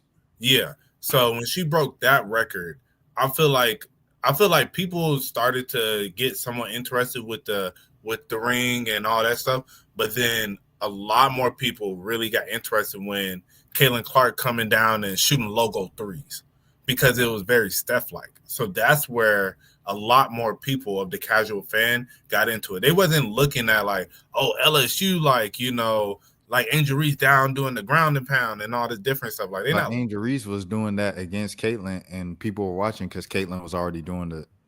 But it was different when she broke the record. When she broke the record, and it's just like, and then like, let's be real, her last season, I feel like she really like solidified who she was. Like, But I feel like she only had that following. I'm sorry for cutting you off. I'm sorry. It's more like a back and forth than trying to cut you off for real. Yeah, no, you good. Because we talking basketball. Yeah. It was like she had that following her senior season, her last season, because of all the attention that they got from the previous season in the national championship game. Because that national championship game outdrew the men's game. Like, it had more viewers. And that was like kind of the mark of the turn of women's sports and women's basketball for sure for this generation. No, facts. And I think, like, as you said, a lot of people tuned in, and I think it was more of they were tuned in for Angel Reese because it was like, and also you got to think, I think Caitlin Clark, people were tuning in to see her hoop. Like Angel Reese, like, I think they were tuned in to, like, because she was all the talk, you know? Like, that's where a lot of people, they know her from. So then if you see her mainly because of the talk that she does, and then like Caitlin Clark, you know her more for like the basketball end, and then now they're in the actual league, and then you see, and then also them losing in the Elite Eight probably didn't do much to help Angel Reese's like look, because they didn't win SEC championship that year because they lost to South Carolina, and then you lose in the Elite Eight. So then now, like, all right, you can see that they won that year, but now it seems more of a enigma. Like, this but it's crazy because they still won more than Caitlin. Yeah, no, but like, people not, as I said, like, if you saying that's when they first came in, that seems more like an outlier than it seems like, oh, this is how Angel Reese is known as a winner. Like, that's not necessarily how they're going to see it. But as I said, like, and I feel like Angel Reese's biggest issue right now is the fact that the Sky don't win. The Sky do not put up, like, they're not really a good team, as I said, it's not her fault. Like, I just think the Sky in general is not a really good team, and then clearly not really coached that well as well. Like, I think poorly ran franchise. Yeah, like, I think they should have kept their coach from the year before. Like, I think that coach had better, could have probably, like, given another year to develop what they had there, you know? I think that was premature. But as I said, with Caitlin Clark and the Fever, you're seeing them in these moments where it's like it's producing wins, you know? So it's like they're not winning championships, but they are producing wins on the board. So that, and I think that's why I say Angel Reese is a product of that. I think if she leaves the Sky and go to another franchise, I think that will change a lot of people's perception of her, you know? So I think it's one of those things. Remember, we was just talking about like elections, maybe like 30 minutes ago, an hour ago. And I was saying, you analyze all these things about the candidates and people are just like, they seem like a cool person. I like the way Obama did his dance on Ellen. I'm going to vote for him. He seems like a cool guy. I saw him shoot jumpers with Chris Paul and Team USA. I'm going to vote for Obama. It comes down to that. People don't like Angel Reese because Angel Reese, like you said, is loud. She talk a lot of trash. She from Baltimore. Hey, I didn't say she'll lie. Don't put that on me. Cause they'll be like, look at him putting down a black woman, calling her No, loud. no. People don't like Angel Reese because, and I'm saying her demeanor is loud, like her presence is loud. Yeah. You walk in a room, you see her, you notice her, she's there. People don't like just I don't want to say proud or boastful, but people don't like just flashy black people. Same thing. It's the same. It's like Shador is a good comparison, but that's kind of a slap in the face to Angel Reese, because Angel Reese is a national champion, 2-time WNBA All-Star in her first 2 seasons. She led the league in rebounds, and she's a top 5 defender in the league. Shador is nowhere near, all due respect, a Pro Bowl type of player. He's nowhere near a top 5 anything in any category for any quarterbacks. He never won a national championship, not even a black national championship. So it's not the same thing. But in terms of just like them being kind of loud, present, black people don't like to see that. I mean, I think it is a little bit different where, like, I think it is very similar to an extent. I think with Shador, it's like where I think like Shador, like, is just very confident in himself. Like, Angel is like, it's like her, like, it's like she does a lot of trash talking, I feel, in a sense, So it's like Shador is not trash talking. He's just like, I think I'm like that, It's like, and so I think that's where sometimes with Angel, because I see, people do be feeling like Shador need to humble himself. But then I feel like with Angel Reese, it's like, it feel like you talk a lot, but then it's just like, as I said, they look for those moments because you're talking so much. And it makes it hard for people to want to root for you when like a lot of trash talking is happening. And then it's just like, as I said, then on top of that, you're losing a lot, So, but as I said, it's not her fault though. But I think that is the product of kind of where she's at with it, Cause I do feel like from what I've seen, like I see more people definitely trying to root for Shador than I see them trying to root for Angel Reese. Like I see that there's a lot of people who be feeling like, yeah, he needs to be humbled, But I feel like that is, I see more people, especially with the way this whole situation with the Browns has happened, where they clearly like wrong, Like those are a lot of the comments that I see a lot more of these days, As opposed to I feel like with Angel Reese, it's like people still be like, that's why there's so many lowlights of her, like the people be looking for it. If you want to say that, you can continue to put on the tinfoil hat a little tighter and just say that come down to people even within the, what I'm saying? If we are the oppressed group, whatever you want to say, right, as black people, even within the minority, it's still the oppressed of the oppressed. So even though we're black, we still men. So we still have a bit more privilege than black women. True. And I think that just comes down to that. Like the reason why Shador might have more overall support from, a white kid showing up to the game, throwing up his watch. And you won't necessarily see that to the same level or scale with Angel Reese. Is simply because Angel Reese is a black woman. Hey. That definitely plays a big part in it. Like, because I don't think she's done anything that was like, I mean, she had the one moment where she waved in Caitlin Clark's face or whatever, but like, I don't think she did anything that was like super crazy to get a lot of the hate that she gets. You know what I mean? Anytime, I mean, most of the time, like when you're a black person and you're pretty outspoken and like confident in yourself, like out loud, there's gonna be people that tell you like you need to humble yourself and things like that. I don't like that at all, but yeah, I definitely feel like that's part of why there's a lot of people that never let that moment go when she waved in Caitlin Clark's face, and I still hate her over that.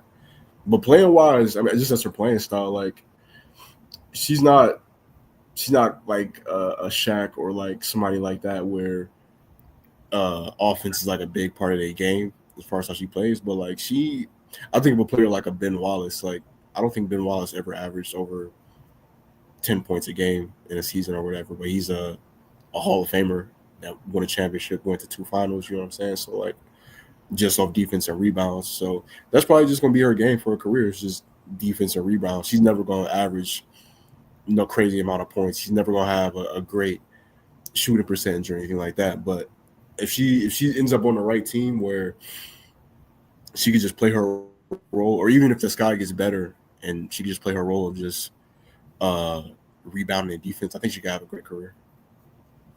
I mean, but that's why it goes back to what I was saying. Imagine Ben Wallace playing point forward. Yeah, no, they got her out of position. Yeah, you see, like I think that's what like she's a product of like just bad coaching right now, man. Like I think they put her in the position that she just truly needs to be in. Like I think you're playing more of like in the post and whatnot. Like that's more where she needs to be. Like pushing the ball up the court. Like because it should be so many highlights where I'd be like seeing her push the ball up the court. Hey. Wow. What's good, bro? Shout out to you for the $5 donation, man. Our brother Zero was in. You came in right towards the end when we about to probably gonna wrap up in a few minutes. Zero always come in at the end. Like Zero, he works at night. He works at night. He's in up in New York.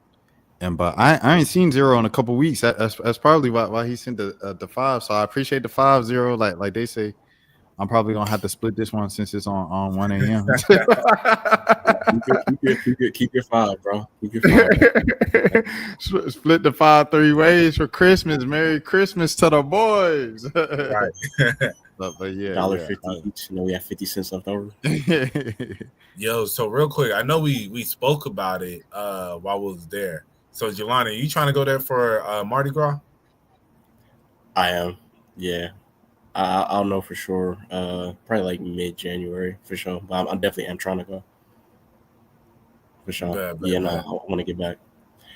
I know, like, now that I've been there, I know what to expect. So I know, like, how the game plan going into. I feel like I just had a lot going on. Like, I flew in the same day. We was out the next morning. I didn't get to really, like, get settled. You know what I'm saying? But, like, yeah, next time we go, like, I know how to move for real. Yeah, my boy didn't even get a full 24 hours in. I didn't even sleep.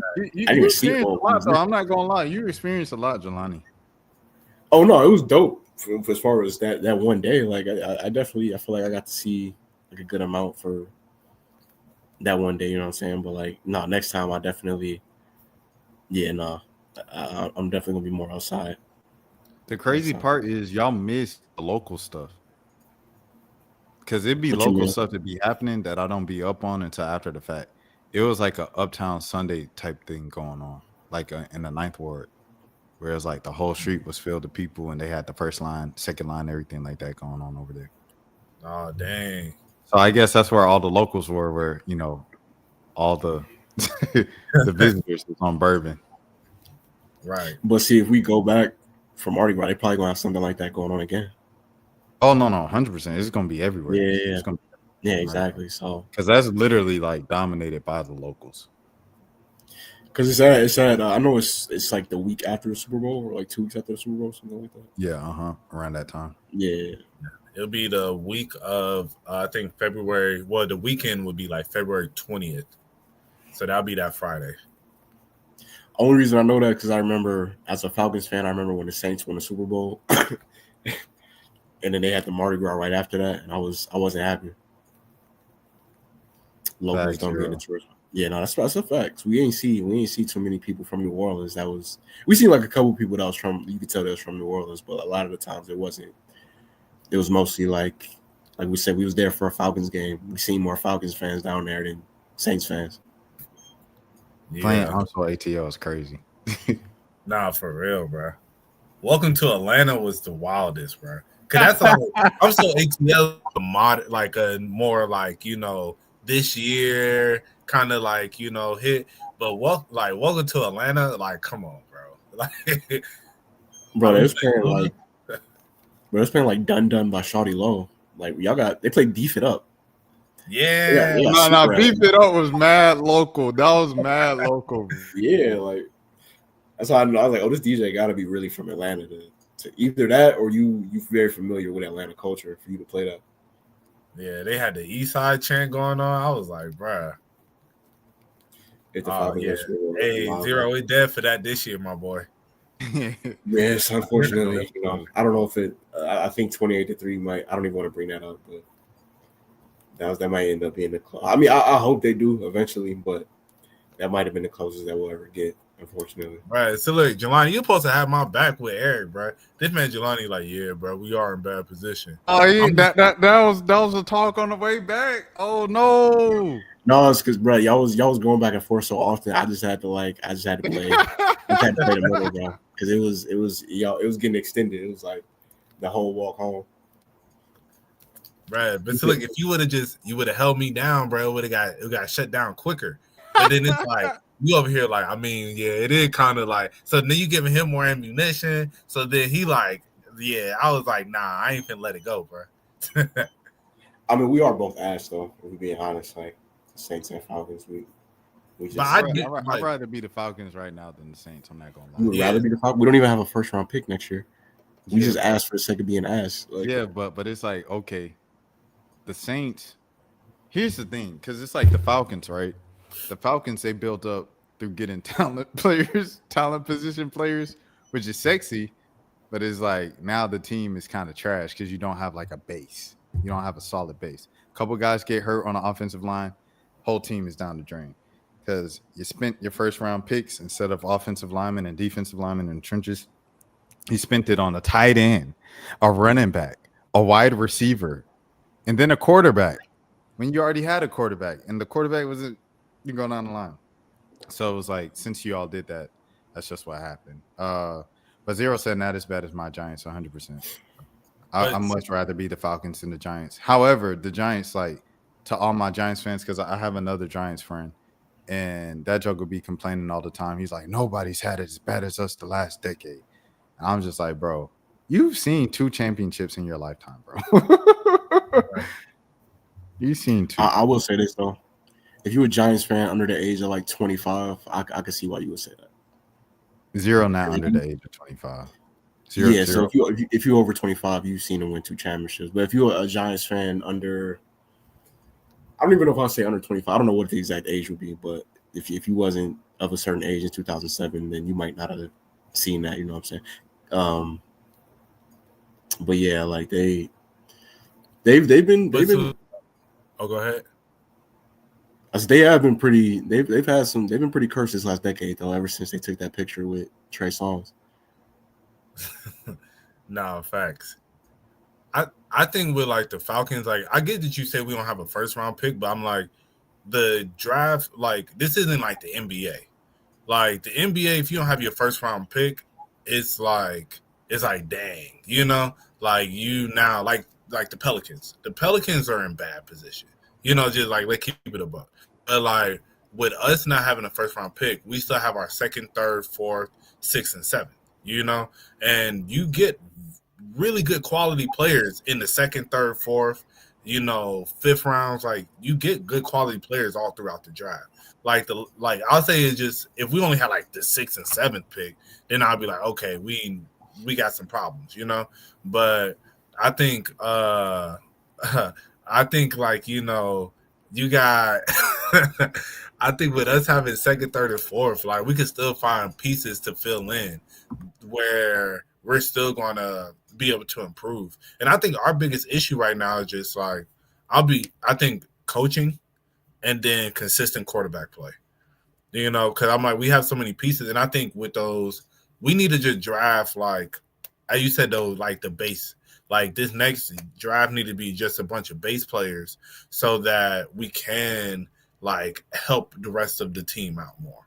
But because we have like all these skill players, and I'm like, our team is too talented. I think just genuinely, like we have a top 5 receiver and a top 5 running back. I think like right there, and then a top 10 tight end, possibly, you know. Like on good days, because on good days, my boy be doing it, but then there be days where he don't, you know. But I think we just overall we have the pieces to where it could be a lot better. And as I said, I really think like coaching, like, hey, I hate to see a black man lose a job, but hey, Raheem got to go. Like, I don't see how he still has a job at this point. Like, we just lost to the he's Jets. a really bad coach. Yeah, like we just lost to the Jets, and I didn't get a notification about him being fired. Like, I'm like, is Arthur Blank, like, is he good? Like, Well, Arthur what's up Blank with- doesn't fire coaches during the season. That's the only reason why. Because he did the same thing with Mike Smith and Arthur Smith when he fired them. He waited to the end of the season before he fired him. But hopefully, if he should, I don't know what reason he wouldn't fire him. Like, I don't know, based off what you see. My bad. Based off what you've seen, like why you wouldn't fire him. So. Nah, yeah. Hey, Dan, you right, bro. I don't know why they went and got Belichick, bro. Like, I ain't gonna lie. Like, hey, Tar Heel football, hey, they do their own thing. I ain't really too worried about that.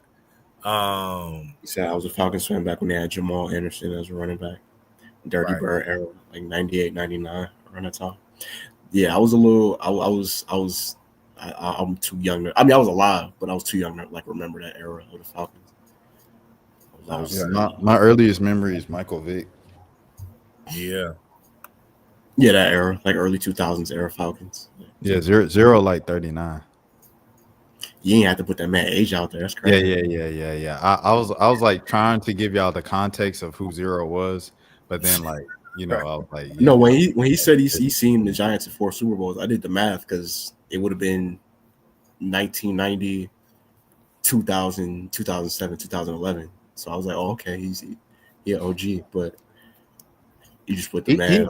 He not, but he not like an OG though. Like, well, when I say OG, I don't mean like he like 39. We in our 30s now, so like yeah, 39 not that old to me, but I'm just saying like 39 is like Unc. He's 39. Oh, if you're talking to like a 21-year-old, yeah. Like I think 30 is big, bro. 39, you getting Unc, bro. Yeah, 39 is on. I ain't gonna hold you. But, yeah, I mean, it depends on who you're talking to. What would you see it? What you consider as 45 to like 55? I'm gonna be honest. I think more so than even that age, it's like what you look like. Because there's people I've seen people on the internet call somebody Unc, and they might have been like in their late 20s, but they look older. So it's like from their perspective, they probably think that they're older than what they really are. But then again, there's people that's in their 30s that look like they in their 20s. So I feel like your appearance has a lot to do with how people perceive you. You know what I'm saying? But if we just go strictly off age, I'll probably say, yeah, maybe 39 and up, maybe Unc. But I don't know. It's so mixed up now, bro. They be calling 25-year-olds Unc now, man. Like I don't even know. They be calling 20-year-olds Unc. He says, I'm going to be 30. And what are we talking about? Hey, we not Unc status at 30 at all, but we, eventually we'll get there, Lord willing. No, I think like to me, Unc status is about 37 and up. Like once you hit about 37, you Unc. And it's like, and I think it's like because of the things that you should not be on the related. Like Big Bro is like, all right, I can still kind of relate to y'all. Like, like you got to just think realistically like, of the names and how you would view it as it was real family members. Like, like I think if you do, like if I had a big brother and like, or if I like with my little brother or something, it's like, all right, we can still relate. I can still know what you got going on. Like when you tell me about stuff, little trends, like it's not too far removed. So, okay, I get it. 37, bro. Like you should not be relating with nothing going on in the 20s. That's how I feel. Like in that about 25 and younger range, like you shouldn't be really locked in, tapped in like that, as much as them, so that's why I feel like Unc, realistically your uncle ain't gonna be tapped in with you like that, but your big bro, like, okay, y'all can still kind of kick it in the same spots together, So that's how I put it. Yes, I don't know. It's gonna be interesting going for my bad. I'm gonna cut you off for sure.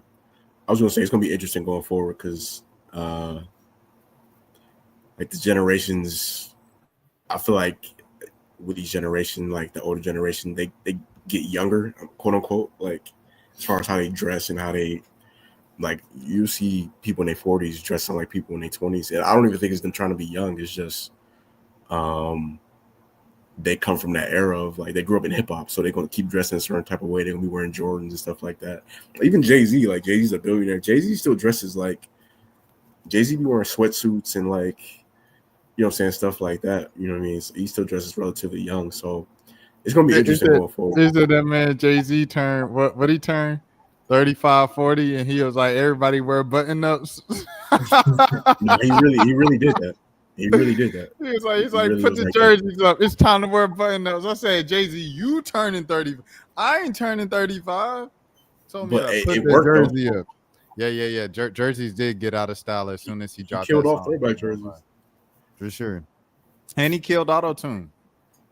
For a brief second. For a second, yeah. Like, I mean, okay.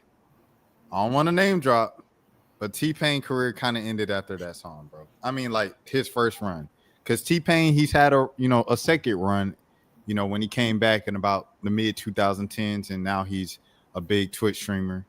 But his first initial run as T-Pain, it ended with the death of auto-tune.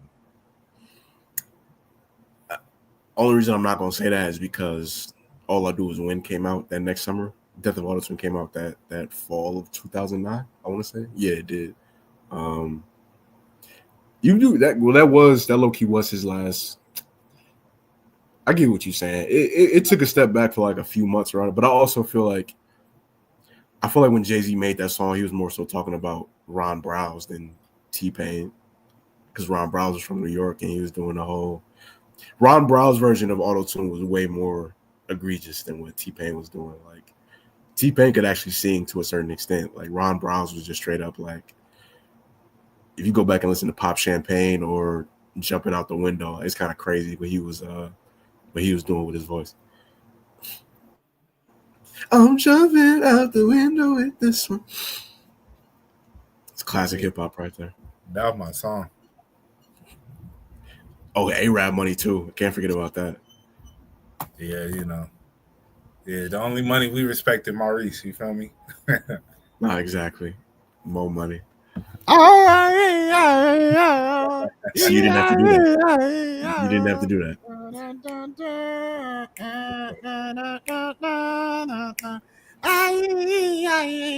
Swish. We was really doing that dance too. Like I definitely remember doing that dance. Okay. Jay-Z just mad because Ron Brown had some success in Mac Wild's flop. Shout out Mac Wild. I didn't even know Mac Wild was signed to Rock Nation. Jay-Z. Mac Wild's, I think it was Mac Wild's.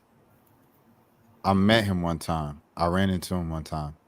And he was like, yo, what's up? I was like, hey. And then he was like, I was like, I introduced myself and he was like, bro, yeah, man, I know you, bro. And then I was like, huh? I was like, have I interviewed you before? He's like, nah, I don't think so. But like, I'm sure we've interacted before, right? And I was just like, no, bro, this is my first time ever meeting you. So I'll forever remember Mac Wilds for that, bro. Like, shout out Mac Wilds. That's family now. Because he thought he knew who I was. And you did not. I'm just a black dude that be looking like other black people. You should have played it off like, yo, bro. A long time no see. Nah, but if I do that, like I would have ended up at that Diddy party, bro. Nothing happened at that Diddy party, I'm sure, but yeah. All right, well, that's a great moment to sign off on right there. Well, I haven't watched. Oh, hold on, my bad. And I was just gonna say next episode if y'all want to do if y'all want to talk about the Diddy documentary. I haven't watched it yet. Yeah, I gotta go watch it. I'm probably gonna watch it tonight, to be honest. I'll try my best to watch it. I didn't really plan on it. I'll keep it a buck. Well, I mean, just other people have been telling me about it. Like someone was really excited and they were texting me about it like throughout the pod tonight. They were like, "This is really good. 50 Cent did a good job." So Yeah, so I haven't really been as tapped into documentaries in general, and then Diddy is kind of like all those like the Michael Jackson documentary, R. Kelly. all that stuff. It's just kind of like, hey man, these people got what they got at this point. Like I don't really care to hear the backstory. That's just how I've been feeling because it's like it kind of dragged out. But I mean, if y'all want to talk about it, that's fine. I'll go check it out. I know what he meant when he says Diddy tight, but just seeing that without context would have been crazy. But I know what he means though. He's saying like Diddy's upset about the documentary, but yeah, no, I definitely I've heard good things about excuse me. I'm sorry, I don't like coughing on camera. Yeah, I've heard that the documentary is like pretty well done. So I might check it out. Is that a phobia for you? I'll be trying to mute the mic. I'll be thinking about the listener, but at this point, like we already 3 hours in, bro. If you tapped in at this point, you just but now with the live, it's a whole new dynamic. It's people who just tuned in at like 3 hour mark, like Zero did. Yeah, that's a fact. That's a possibility. So it's like the pod is fresh to them now. It's not how it used to be in the days, bro, when it used to just be us, and we used to be 3 hours in, and we used to be like, "Mom, if you're listening." It's like we got actual people listening now, man. Yeah, that's a fact. That's definitely. I was thinking about doing just another stream since Zero just came on and stuff like that. But I'm not gonna lie, I do want to watch the Diddy doc. So I think what I'm gonna do is for the night, everybody, I think I'm gonna shut it down for the night, watch the Diddy doc, and I'll be back tomorrow.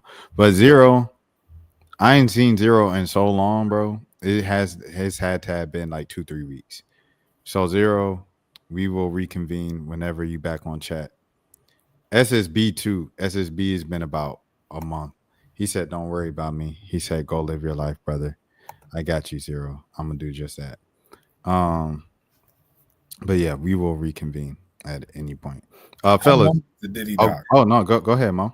How long is the doc? It's like 4 different parts. So cause the person that like they said when they got home, right? They was like, when I get home, this 5 o'clock, they're like, all right, I'm just getting home. I'm about to clean and put on the Diddy doc. I said, okay, bet. That's 5 o'clock. I'm telling you, they were texting me during this pod. We started the pod 3 hours. We started the pod at right. We started the pod like 9 p.m. or whatever. And it's currently midnight y'all time. So, and they were still texting me about it around 11ish. So that's what made me be like, dang, how long is this doc? If it's 3 hours. I was gonna say if it's 3 hours, I might check it out. I ain't gonna. Yeah, it just After a certain point, I'm like, bro, I just don't care. Michael Jackson innocent. I feel you. I ain't watched the doc to really get the info. I ain't watched the doc either because I ain't want to. You know what I'm saying? I ain't even want to support it. Mike Jack innocent. Hey, Jafar Jackson. I'm gonna reach back out again. I'm working on it. See, that's the first time I said it out loud on the channel. I've been working on Jafar Jackson before the trailer came out. So shouts out to my brother Jafar. He said he joking. Is he joking about the blunt or the? He might not be joking about the break. I'll tell you that. Say that the jobs I don't work that it wouldn't. Folks was not joking. Yeah. It's 4 parts. About that. Yeah. That man Dan. I wouldn't do that now. I've definitely smoked on break before. I wouldn't do it now, but. All right, y'all. Oh, he was joking about the 3 hours. All right, yeah. Let's get out of here, fellas. Great pod. I appreciate y'all. I appreciate y'all. You know, kind of hunkering down for a little overtime there at the end and stuff like that. We held it down, bro. We did what we had to do. Find me on Twitter _Jelani, 2 underscores at the end. Really have not been active on there at all lately. I think last time I tried to log into our, because I'm really just gonna post the clips on the account page. But I think last time I tried to log in, because of how long it's been, for some reason I think it might try to send a recovery email. And I don't even know if we got access to that email anymore, but I could try to log in there again. So y'all be easy, bros. Have a good night. Salute, Zero. Appreciate the 5 again, Zero. Nah, real talk. Go ahead, Mo. But yeah, y'all All right, bet. You can find me on Instagram at rbmo ____. You can find me on TikTok at rubberbandmo, and then you can find me on X at Jelani, you slipping. Bro, Jelani, this has been about 3 weeks. You know it's coming. You know it's coming. I did it on time. What you mean? I was on time with y'all. Mo, was he on time this week? Hey, it seemed a little off. I ain't gonna... we gonna review the footage when this episode comes out. We're gonna review the footage. I was on time with y'all. But hey, yeah, you can be on there, Monos _ and yeah, hey man, shout out them Tar Heels, shout out Caleb Wilson, and shout out everybody, you know, going through stuff, man. You know, it's crazy out here. You know, I was telling Rashad, I don't know if I told Jelani, but you know, it's like this one girl that I came across her. I met her a long time ago, and her Instagram, she just been going through like mad stuff. So it's like just seeing that, and like, you know, my niece recently had, you know, a surgery, and you know, it just makes you thankful for the, like, you know, for life, and thankful for, you know, good health, and you know, and shoot, man, you know, live your lives, man. Don't let nobody tell you can't do it, you know, and live like you got no tomorrow, because you never know. Dan, I'm not going live tonight, so real quick, if you can get it in real quick in the chat, so Jelani and Mo can go to sleep. What is the song of the day? Let me know real quick right now. A matter of fact, I'm gonna just bring you on right now. No, but no, I don't want to bring you on, then you on for another 15. So just drop it in the chat. Just drop it in the chat. I want the guys to go to get to sleep and stuff. Especially Jelani, he feeling under the weather. Let me know the song of the day. I'm gonna give you about 30 seconds and then we out of here. Like Mo said, you know, be thankful for everything as the temperature outside drops. You know, it gets to robbing season. We get closer to Christmas, so y'all be safe. And you know, if you get robbed, it's better to get robbed and keep your life. Facts. Don't lose your life fighting over the little $100 they trying to get out your pocket. It's called "I Want a Hippopotamus for Christmas." Is that "I Want a Hippopotamus for Christmas"? Is that the song? I don't think that's I think it's beginning to look a lot like Christmas. I'm gonna look it up though. Last thing, when we doing our end of year review on music? We only got a couple more weeks left in the year, so it's about the time. All right, so get y'all list ready. You know, y'all top 10 albums of the year, and then yeah, we'll go ahead and review that.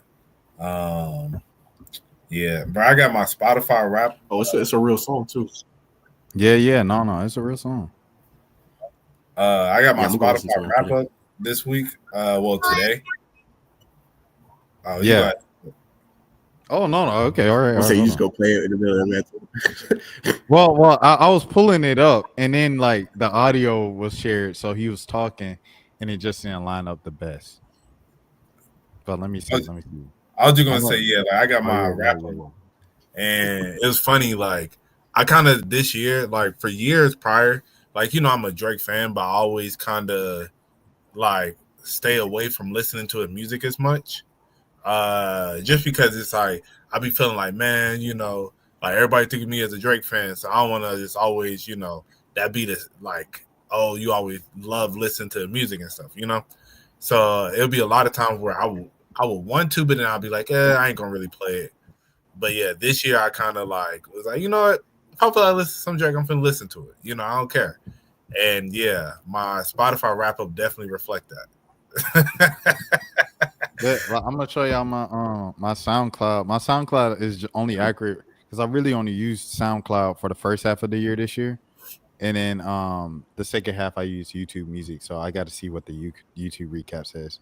But my SoundCloud top artist is Tyler Creator, Tony Snow, Suave, Playboy Cardi, and Kendrick Lamar. And I was like, bro, this was such a boy year for me, bro.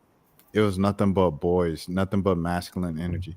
No woman at all in my like replay. I was like, that's crazy. I think this is the first year I ain't had no woman in my stuff. No shows freestyle. Tony Snow was my most paid song. Second was I Hope You Find Your Way Home. Then Off the Leash. Then like Wheezy. Then Noid. I put it in so long and so strong. Yeah. Shout out Suave. I'm trying to find what my top 5 artists were. I can share next episode. I'm on YouTube Music right now. I hate that they got it set up like, oh yeah, my top 5 artists was Clips, Biggie, yeah, real dusty old man. Clips, Biggie, Kanye. So yeah, see this. I don't use YouTube Music enough. It's not completely accurate now that I'm looking at it because they got certain people where that's like this don't make sense. You know what I mean? But mine doesn't even show up still. My YouTube Music doesn't show up. Let me see. YouTube Music recap. It's still gonna say ain't nothing to see here. Come back later. Hold on, let's see. Is it gonna pop up? You might have enough data on there as far as how long you've been listening. But I've been on here like heavy, like 6 months. Oh yeah, it should be on there now. Yeah, I definitely listen to YouTube Music enough to have it, but we'll see if it pops up like later this week or something. Yeah, it's funny. It's like I feel like my top 5. Like I listened to a lot of different stuff. Like it said, I listened to like over, like it was like it said how many genres? It was like 328 genres. 328 is crazy. Yeah, I was like, bro, I didn't know there was even that many genres. But I guess I listened to a lot of different music. But then it was like my top artists was Drake, Future, Party Next Door, The Weeknd. Show the screen.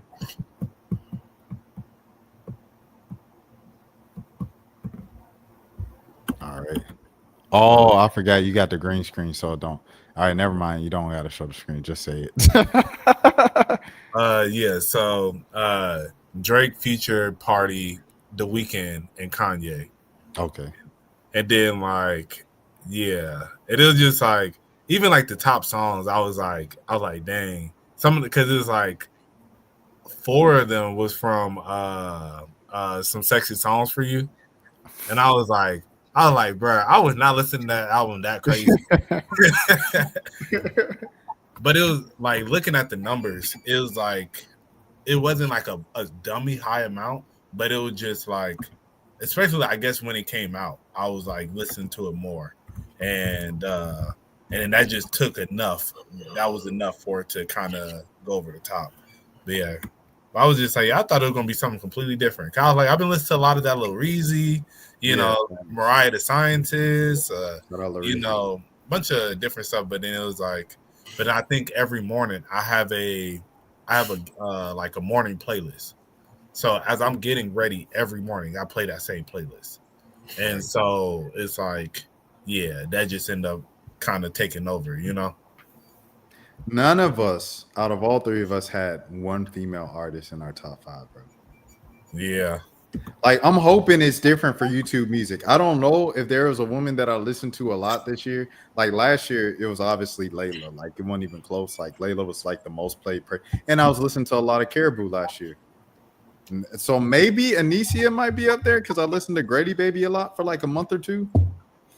But that was only a month or 2. It's 12 months in a year, so I don't know. Yeah. I had Janet Jackson in mind, but it was just off of basically one song that I was listening to a bunch. It wasn't like I was playing her albums. You know what I'm saying? It was just Right, really like yo, 2 songs that I was playing. your music age, like so on Spotify, they give you a music age. And like my music age is 28, based off of me listening to a lot of like latter 2010s music. And so I'm seeing like a lot of people who listen to like music from like if you listen to a lot of 70s music, your music age is gonna be like 50 something. Your music age has to be a solid like 42, bro.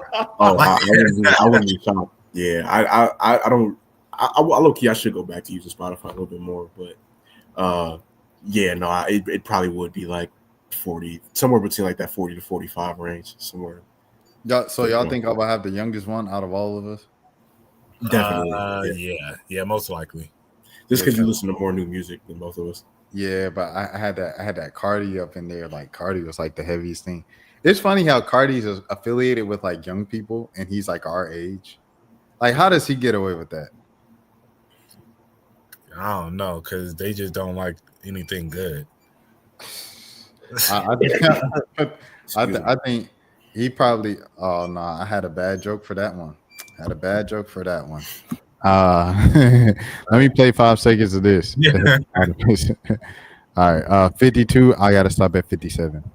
Surprised when I open up my eyes to see a hippo. Y'all know that song? Nah. But I'm gonna check it out. I like It sounds familiar. You rock with Christmas music? I mean, I like Christmas music. I like some Christmas music. I like Michael Bublé. They used to play his album at Botanical Gardens all the time. And I don't want to hear nothing from Botanical Gardens. Bruh, I personally like, and you know, it's funny as a couple people who feel that way, like after talking to them. But for me, like, I have good memories from it. So like, I fell in love with still Dan with me. Yeah, I fell in love with some of that Michael Bublé, bro. Like his Christmas album, bro, to me is golden. I like that. Santa Claus is coming to town. Oh yeah. Shout out to the Jacksons. Oh, I have a theory, Mo. Okay. How Lil James killed Christmas 2025. We can get to that next episode. How Tyler James killed it? Lil James killed Christmas 2025.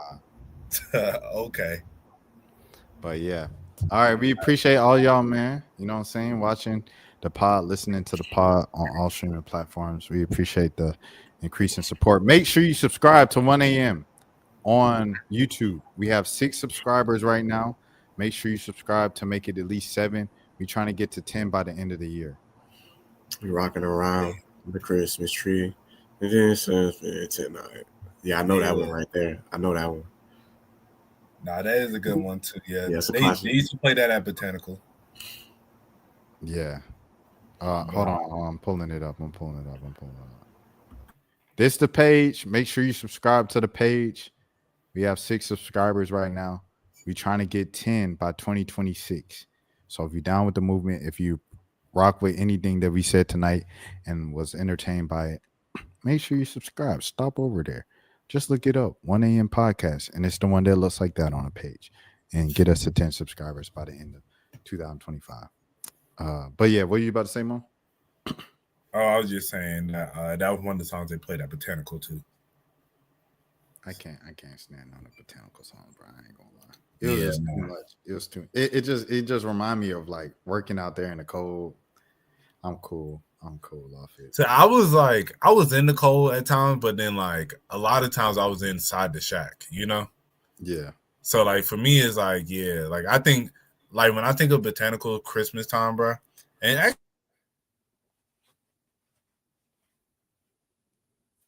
I think of my memory is always like leaving after everybody gone and I'm closing down and everything.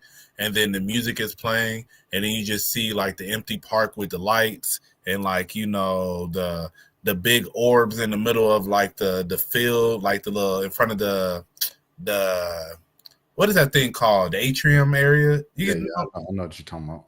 Yeah, like that's what I think about when I think of like that time, bro. Like I think of like that was like my biggest memory because it used to be so peaceful. Like leaving at the end of the night after like the chaos, and you'll just be in there by yourself, and it's just like the music playing, the lights is like on all the trees. It looks beautiful, and it's just like another day gone, man. My favorite part was the days where we had the paychecks because I didn't do direct deposit because I like holding the check. I get that paycheck from Alex. I hold that check in my hand. I walk back to the car. My feet frozen. They feel like icicle.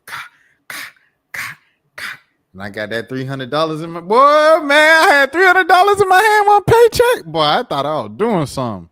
Right. $300 in a paycheck, man. I thought I was doing something, but that was my favorite part about leaving.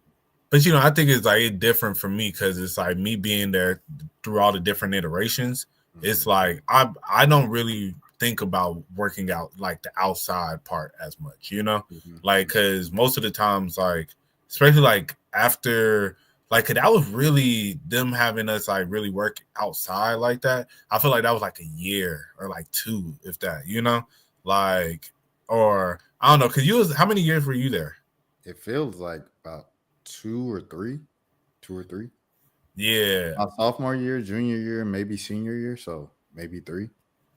Yeah. So, I don't know. It's like I remember it, but like so they don't do that no more? No, not really. Like not from what I mean. Shoot, I haven't been there in about 5. Yeah. You ain't been there in a few years yourself. Yeah. Yeah, but I remember like my last year being there. It was like the last few years I was there, it was like more of like we was always just in the shack. And it was like there was a couple times, like being out and they'll have people out there, but I mainly worked inside the actual shack. Yeah. So and I think it's just maybe more of like a seniority thing, So like as time went on, because I've just been there so long.